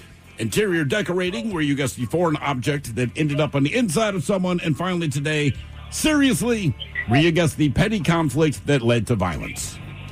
Oh, let's go to the second one. The interior design. All right, we go to Downey, California, where a woman says she's lucky to be alive after a freak accident left her impaled by a metal rod while driving on the freeway. Jessica Procadio, she was on her way to go hiking a couple of weeks ago after dropping off her son when the unexpected happened. She said, quote, "I thought I got shot. I thought a car hit me. I felt a big impact." Well, moments later, she had heard a loud pop, followed by sudden sharp pain. She didn't realize at first what happened. A metal rod had pierced her Ford Fusion, shot through her driver's seat, and went straight into her body. Quote, "I felt really weak. My blood pressure dropped. I started sweating profusely. I felt cold. I was so confused as to where this injury was coming from." Well, as a nurse, she knew that the paramedics' advice was correct. Don't move. Don't try to remove the object. But in shock, she did the opposite, saying, quote, "I know I shouldn't have done this, but I jumped out of my seat and pulled myself off the object. In that moment, it was just instinct. I wanted to get it out." She was then rushed to a trauma center, and miraculously, she was home by the next day. So now recovering, she's urging drivers to secure their loads before hitting the road. Good idea. She believes the rod that nearly killed her may have fallen off of a truck, blah, blah, blah. Exactly what you think it is. The question is, in what part of her body did the rod enter? Was it her butt? Was it her chest? Was it her head, or was it her leg? So butt, chest, head, or leg? Well, I definitely want to say butt, especially if it came up underneath the car. But, all right, Dad, what do you think, brother? What are you feeling? So you said it impaled her. Yes. But all she said was like, "Oh, I'm getting really cold." I guess it's just the impact. So your whole body hurts. She's not sure where it is, doesn't know what happens, then realizes what has happened. And even though she's a nurse, just wanted to remove this thing anyway. I'm going to say in the butt, Bob. I think it's in her head, dude. I mean, physically in her head, not that she's making it up. Mm-hmm. What do you think, Rob? I'm going to still go butt. Some dummy came to the floorboard and all right. at an angle and got her right in the keister. Okay, million to one we'll shot, be Doc. butt buddies. So where did this rod go through? The butt, the chest, the head, or the leg? We'll find out next. That was a tease. You are listening to the Men's Room. To remind you that 60% of sales on Amazon come from independent sellers, here's John from Devil Dog Pet Company. We run our family business from Sterling Heights, Michigan, but we can reach customers all over the country thanks to Amazon. Good boy. Shop small business on Amazon. Now is a time to reconnect at home with those that matter most. Create your own private retreat of warmth, comfort, and relaxation with a Lopi fireplace insert or stove. Handcrafted and built in Mukilteo, Washington, Lopi has amazing custom fire designs the whole family will love. Request a quote and visit your local Lopi dealer at Innovations for Quality Living on James Street in Bellingham. Russell is traveling for vacation. He may not be at his destination yet, but his vacation started the second he stepped onto the Bel Air Airporter shuttle. Russell doesn't want to worry about traffic or parking. He wants to relax and let Bel Air get him to and from SeaTac safely and on time. Whatever your reason for traveling, choose Bel Air Airporter Shuttle. Book your trip today at airporter.com. That's airporter.com. Categories: interior decorating on profile. That's got a woman in California. She was impaled by a metal rod. Yep. Driving down the highway, going for a hike. Somehow it went through her car, then up into her. Yes. She survived. They told her not to try to remove herself from the impaled object. But she did. But she did anyway. Question is, where was she impaled? In her butt, her chest, her head, or her leg? And Rob, that is the question we posed to you, but let us start with the Ted Smith. He went with the head. Her head. All in her head. And then, Rod, you agreed with Miles. Both of you guys went butt, because we know what you're into. And you are correct. Impaled in the buttock. Yeah, in the butt. It's right there in the side. It really is. It really was. Now, for all TV news all the time, it is time for TV Time with Ted. Because your pathetic life is confined to countless hours in front of a talking box. The Men's Room presents TV Time with Ted. Two, yeah. Weird day this morning. Apparently, I did not put some jokes in there. We had a big meeting, and then there was some type of sporting event on. Oh. There's pizza around. I got distracted. In a minute here, though, Miles, you will have some choices. Okay. The Jimmies. Kibble. And Fallon. Yep, those are the Jimmies. Yep. Okay. This Myers guy. Seth Myers. Yep. Stephen Colbert Hill. Stephen Colbert. Yep. Writers could be in there. All right. That's good. Yeah. And then Arsenio Hall. Nah, he's been gone for a minute. They got rid of him last year. Nope. Or Chevy Chase.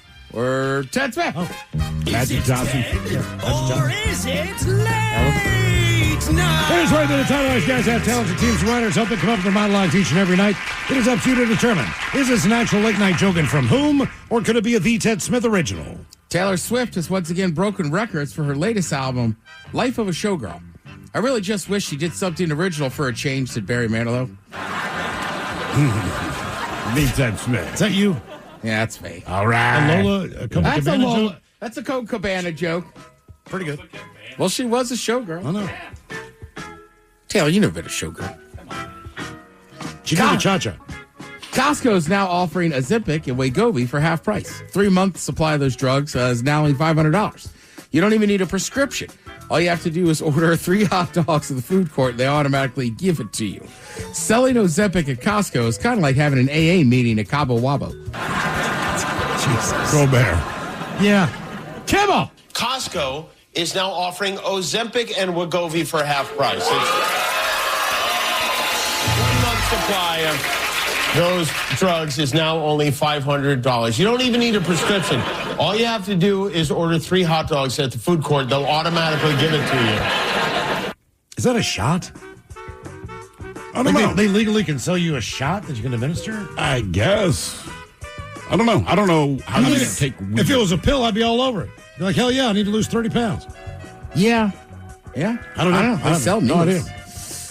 We're almost a week into the government shutdown, and airports across the country are already starting to report a shortage of air traffic controllers. Now pilots are faced with the choice of waiting in a long line or using the self-checkout tarmac. Seth. Fallon. Well, guys, we're almost a week into the government shutdown, and airports across the country are already starting to report a shortage of air traffic controllers. Now pilots are faced with the choice of waiting in a long line or using the self-checkout tarmac. Yeah, Miles, that's a good question. I guess because it is an injectable. So I guess is it like an EpiPen, or is it, you know what I mean? Like you got to find a muscle or find a... No, I think it's more like taking testosterone or something. All right. You just find a fatty part. Right. You could do it like in your thigh or like right there in your gut. Okay. Or in your shoulder. Your gunt. I will say I was kind of thrown off, and then my buddy showed me. My buddy showed me his testosterone 1, and I went, "Oh, it's a tiny little needle. It's like quick puncture kind of thing." Yeah, I'm also again, I don't mind needles that much, even though I don't have a tattoo. Yeah, so it's like, well, all right. But back to what you were talking about the other day. I don't mind needles, but when they're looking for a vein, that's a different experience. That's she was fishing around in there for a minute. And finally, I went, all right, that kind of hurts. Right. You know, like just try. It hurts a lot. Yeah. Did you go through that this morning? Last week. Sorry, just laughing. All right, Clue and Wardle. They're coming to TV. Netflix is creating a competition series based on the board game Clue. Not much else is known except the players will go through physical and mental challenges to earn clues. And someone will actually be die. killed. That's what I'm saying. Like we could kill one of you. Oh, no, we seriously killed someone. Colonel The classic characters like Colonel Mustard, Professor Plum, Miss Scarlet will be represented. Who else was there? Miss Peacock? Yeah, Mrs. Peacock, Mrs. White, Miss Scarlet, Colonel Mustard, Professor Plum, and Mr. Green. All right, well done. Damn. There were 6 of them. 3 guys, 3 girls. Okay. Yeah. I would assume Miss Scarlett was hot. She had to be. Again, not a lot of information on what they're going to do about it, but they also have red herrings to confuse players. Okay. This actually sounds interesting. I liked Clue. This one isn't bad. The next one's the one that annoys me. I think it would be fun if they got some sort of a celebrity that at the beginning of it, they're like, oh my God, somebody killed whoever. Kanye. You just sitting there blooded. Well, then no one would look. They're like, all right. Does anybody want to solve this? Whatever. I mean, it is kind of weird, but they have those murder mystery trains and stuff. And as far as I know, they're not actually killing people. Right. As far as you know. As far as I know. I would think that I think that would help kind of gain a little bit of momentum with it. Like get Gordon Ramsay. If laying they on the do slab. it right, it would be fun. Yeah. I just don't always trust they're going to do it right. Now the other one that you're talking about, I don't What's the know other one? how well that's going to do. Wardle. So NBC has a game show based on the New York Times puzzle Wardle. Jimmy Fallon's the executive producer. Already out. Savannah Guthrie from Today's Show is set to host it. God. Yeah, if you never played Wordle before like I haven't, you basically get 6 tries to guess a 5-letter word. Correct. Yeah, my kids do. Well, my daughter does it all the time, and my wife does it all the time. Mm-hmm. The wife and I would do that every night. Yeah, the cracks jokes. My wife will be struggling with the word. My son will just breeze through, look at her phone, and be like, Jamaica. Done. Right. 100% correct. A little bit more than 5 letters, but. Well, I know that. That's my favorite word in Mexico, like 2 years ago. Yeah, 'cause my daughter was 13. Banya. And we got a friend who owns a restaurant down there. So when service kind of slowed down, he's sitting at the table with us, and we're drinking. The kids are effing around on their phone. And so he's a big Wordle guy, okay? So he'd been working on this one word all day. And my daughter doesn't necessarily want to talk to everyone, but he kind of nudges her and says, what's the word? She looks at it. She said, whatever the hell it was. Sure enough, she was right. But I remember it was cool for my daughter to see. She never had this experience with an adult. He just slammed his phone down. I was like, God damn it. I got outsmarted by a 13-year-old effing kid. He was pissed, but it made her day. Yeah. Well, when Wordle first came out, like a few years ago, like everybody was doing it, especially on Twitter or X, whatever you call it. They were posting it all the time, and I get it. But, like, again, I'm a terrible speller. Mm-hmm. So, like, I was like, nah, I'm not. It would not appeal to you at all. Yeah. Right. Right. It's like, you want to come over and play Scrabble? No. But it's good for the brain. It is. I think it's a great game. Now, I will say, like a crossword thing, I don't mind crossword puzzles, but again, you got to spell correctly. But they also give you a clue at least. Correct. But if you can't spell, sometimes. Right. Yeah. But when I was on the plane in commercial breaks, the couple next to me, they were playing something. They were dumb. Oh, no. Like I was wanting to lean over and just like, here's the word. Look, I can't spell it, but I can tell you what it is. I am guessing it's 7 letters, but look at that clue. What else could it be? You know? It's like a white, violent thing from Alaska. Polar bear. Come on, man. Polar bear. Sarah Palin. I also, look, I'm with you. Jimmy Fallon's executive producer. Savannah Guthrie's going to host it. It's just like I told you, I saw some actors just making a point. Like, they're just going to redo everything, right? I saw there's going to be a new Teenage Mutant Ninja Turtle movie, right? It's just like, man, at some point, right? And like, look, we're just as guilty. We work for the corporate beast. Yeah. Like, at some point, like we talk about it, like, you got to give some newer dudes or women, you got to give people chances. Mm-hmm. And they got to have opportunities. So if you're not going to make newer films, you're not going to have another franchise because you just keep regurgitating the same one. Honestly, I think streaming is going to end up being the answer. Streaming's going to put out something original that everyone hooks onto, and then they'll end up with a franchise like that they don't have to put in the theater. Like Deadpool, The Boys, just different stuff. If more people could legally digest The Boys, that would probably be one of them. Yeah. Peaky Blinders is great. Speaking of which, like last night on Netflix, I started a new one about the Guinness family. All right. So I did go to the Guinness Brewery. Is that what inspired this? Yes. Okay. I had seen it, and then I said, all right, I went to the Guinness Brewery in Baltimore, and there is this called Open Gate. The one in Baltimore? Yeah. Baltimore County. Sorry. Baltimore County, correct. So like I kind of was reading a little bit, I was like, Open Gate, that's a weird thing. So anyhow, this one is a drama series. Okay. But it's on like the actual historic stuff. So the original Guinness guy, right? Like it starts when he dies. So you got to keep in mind at this point, Guinness has gone, because Ireland is still controlled by the English. Yeah. So it's gone through, like it's in other countries. It's not in America yet. But obviously the people in Ireland are really fighting for independence. Yeah. So it's kind of a strange thing where it's like, basically it starts with like, he would help out all the Catholics and stuff. Of course. But he also was a Protestant and then obviously had big ties to the English because he's Protestant and he needs the English Empire to get his stuff out there and make all the money. So then when he passes away, all the other people in Ireland are like, they kind of hate him. A lot of them do. So it's kind of interesting seeing that dynamic because it's like they're not all on the same page, and he's trying to play both. And then, like anything else, basically, he's a super rich guy with 4 kids, right? So one of them's just kind of drunk the whole time. He's not going to get much. The other one's a daughter, and sorry, just the time it was, he's just like, well, she's married. Yeah. She doesn't need much. And then there's just 2 brothers who, like, during the funeral, the one brother just looks at the other one. He goes, you've been in London. Like, just let me do it. I'll give you. And they agree. They're literally at his dad's funeral, agreeing on a percentage that he will pay this other brother just to let him do it. All right. And then they go to then you find out that, like, the dad's a little smarter, and he's like, well, the drunk son doesn't get anything.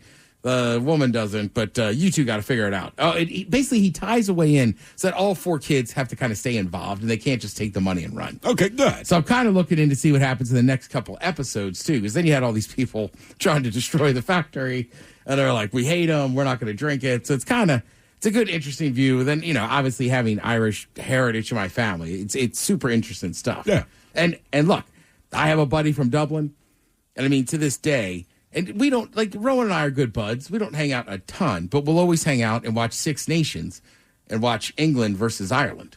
His mom will call him, and you've just never heard this kind of disrespect towards another country. No.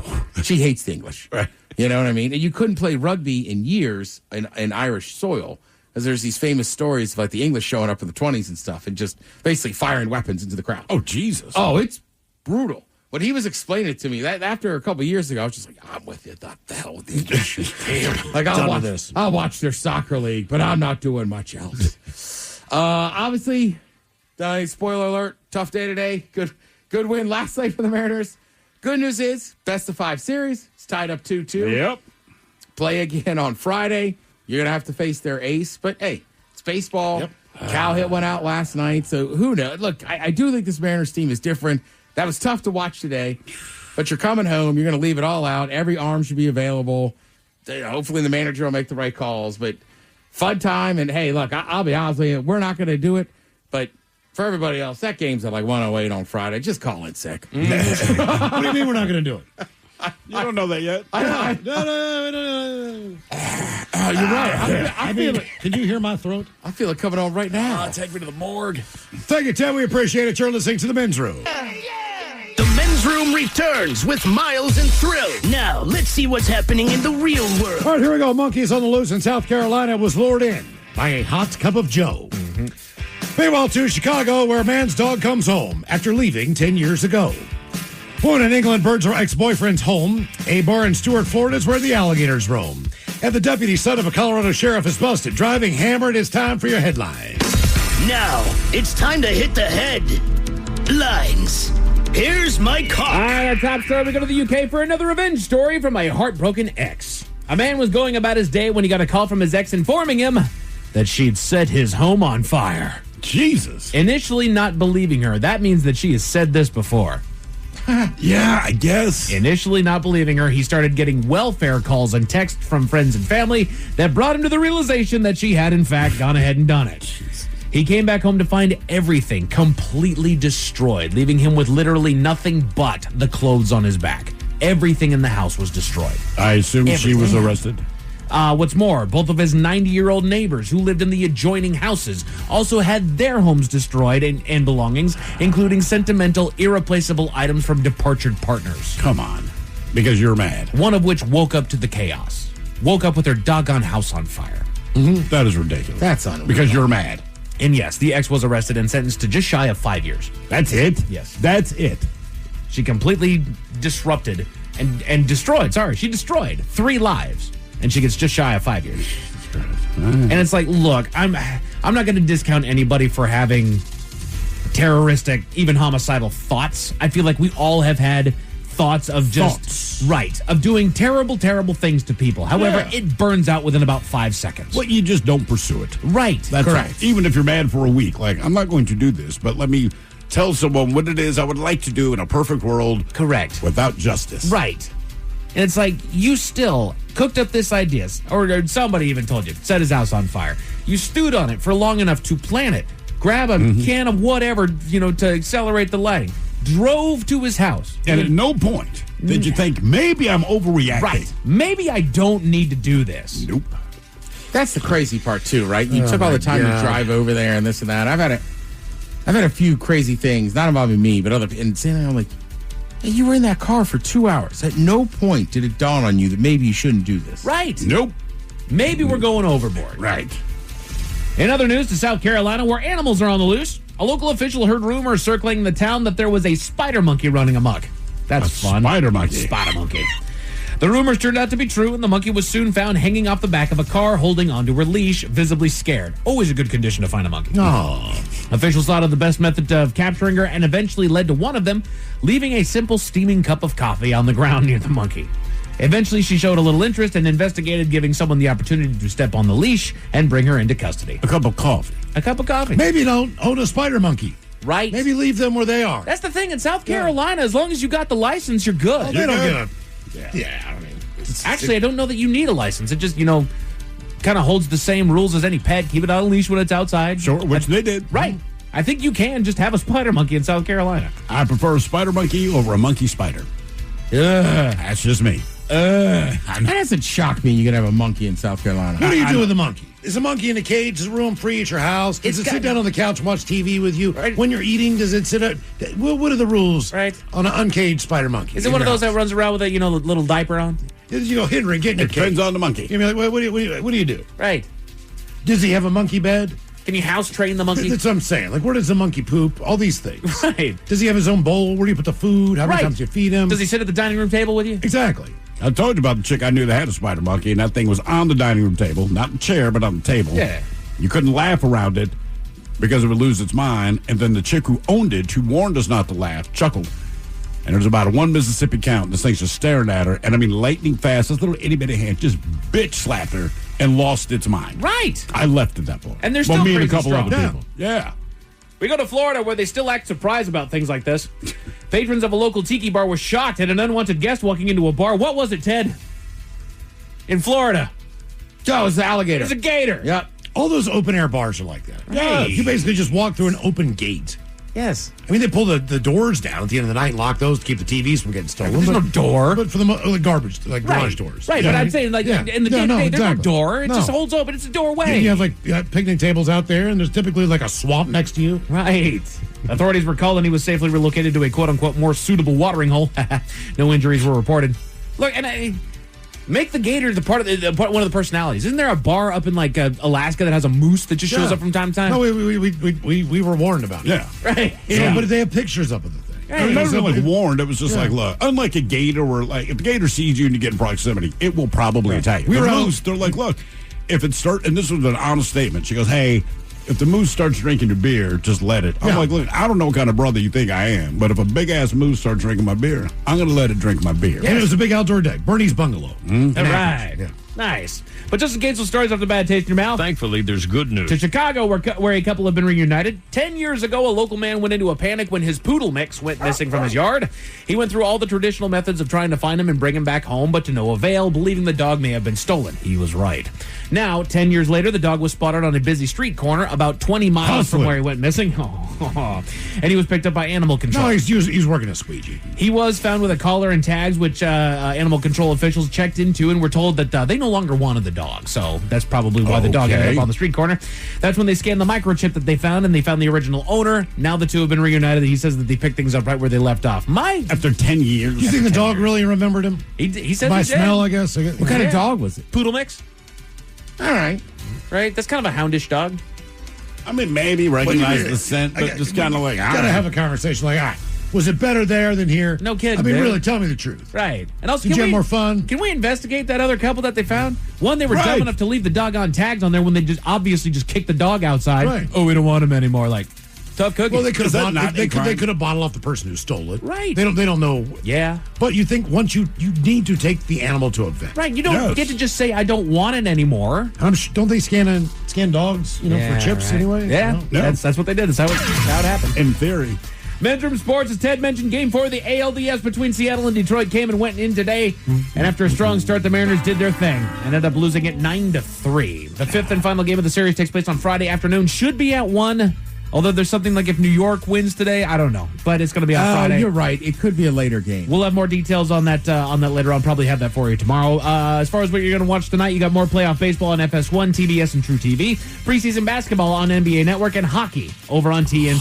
Hockey. As far as your weather, the faucet's coming back on there, kids. We've got clouds moving in tonight with on and off showers into tomorrow, where they're expecting bouts of rain and a high right around 58. That is it for your headlines. With that, Mike Hawkins out. Head Shop in the house tomorrow. Ted's Meat and Potatoes. Also, the game you know is Big Dummy. The lovely Jolene's coming up next. Yes, indeed. It's all true. But in the meantime, well, we be all about this bitch. So until tomorrow, please do what you do best. And for Aletha's sake, stay beautiful. The Men's Room has been taped before a live studio audience. Wardrobe and makeup provided by Mantastic Limited. This has been a presentation of the Men's Room Radio Network. Oh, man! A Double Flush production. I need a job with a steady paycheck. I need a job that offers health care on day one for me and my kids. I want a job where I can get certified in technical roles, like robotics or software engineering. In communities across the country, hourly Amazon employees earn an average of over $23 an hour, with opportunities to grow their skills and their paycheck by enrolling in free skills training programs and apprenticeships. Learn more at aboutamazon.com. You've built a great podcast. The content's solid, the audience is growing, but the money, still not where it should be. That's where the Odyssey Creator Lab comes in. We host your podcast for free, so you can keep doing your thing, while our experienced sales team does their thing, finding advertisers and bringing in revenue. No fees, no stress, just real monetization. Apply now at creators.odyssey.com and let us show you the money. Hey, this is Sarah. Look, I'm standing out front of AMPM right now, and well, you're sweet and all, but I found something more fulfilling, even kind of cheesy, but I like it. Sure, you met some of my dietary needs, but they've just got it all. So farewell, oatmeal. So long, you strange, soggy Break up with bland breakfast and taste AMPM's Bacon, Egg, and Cheese Biscuit, made with cage-free egg, smoked bacon, and melty cheese on a buttery biscuit. AMPM, too much good stuff.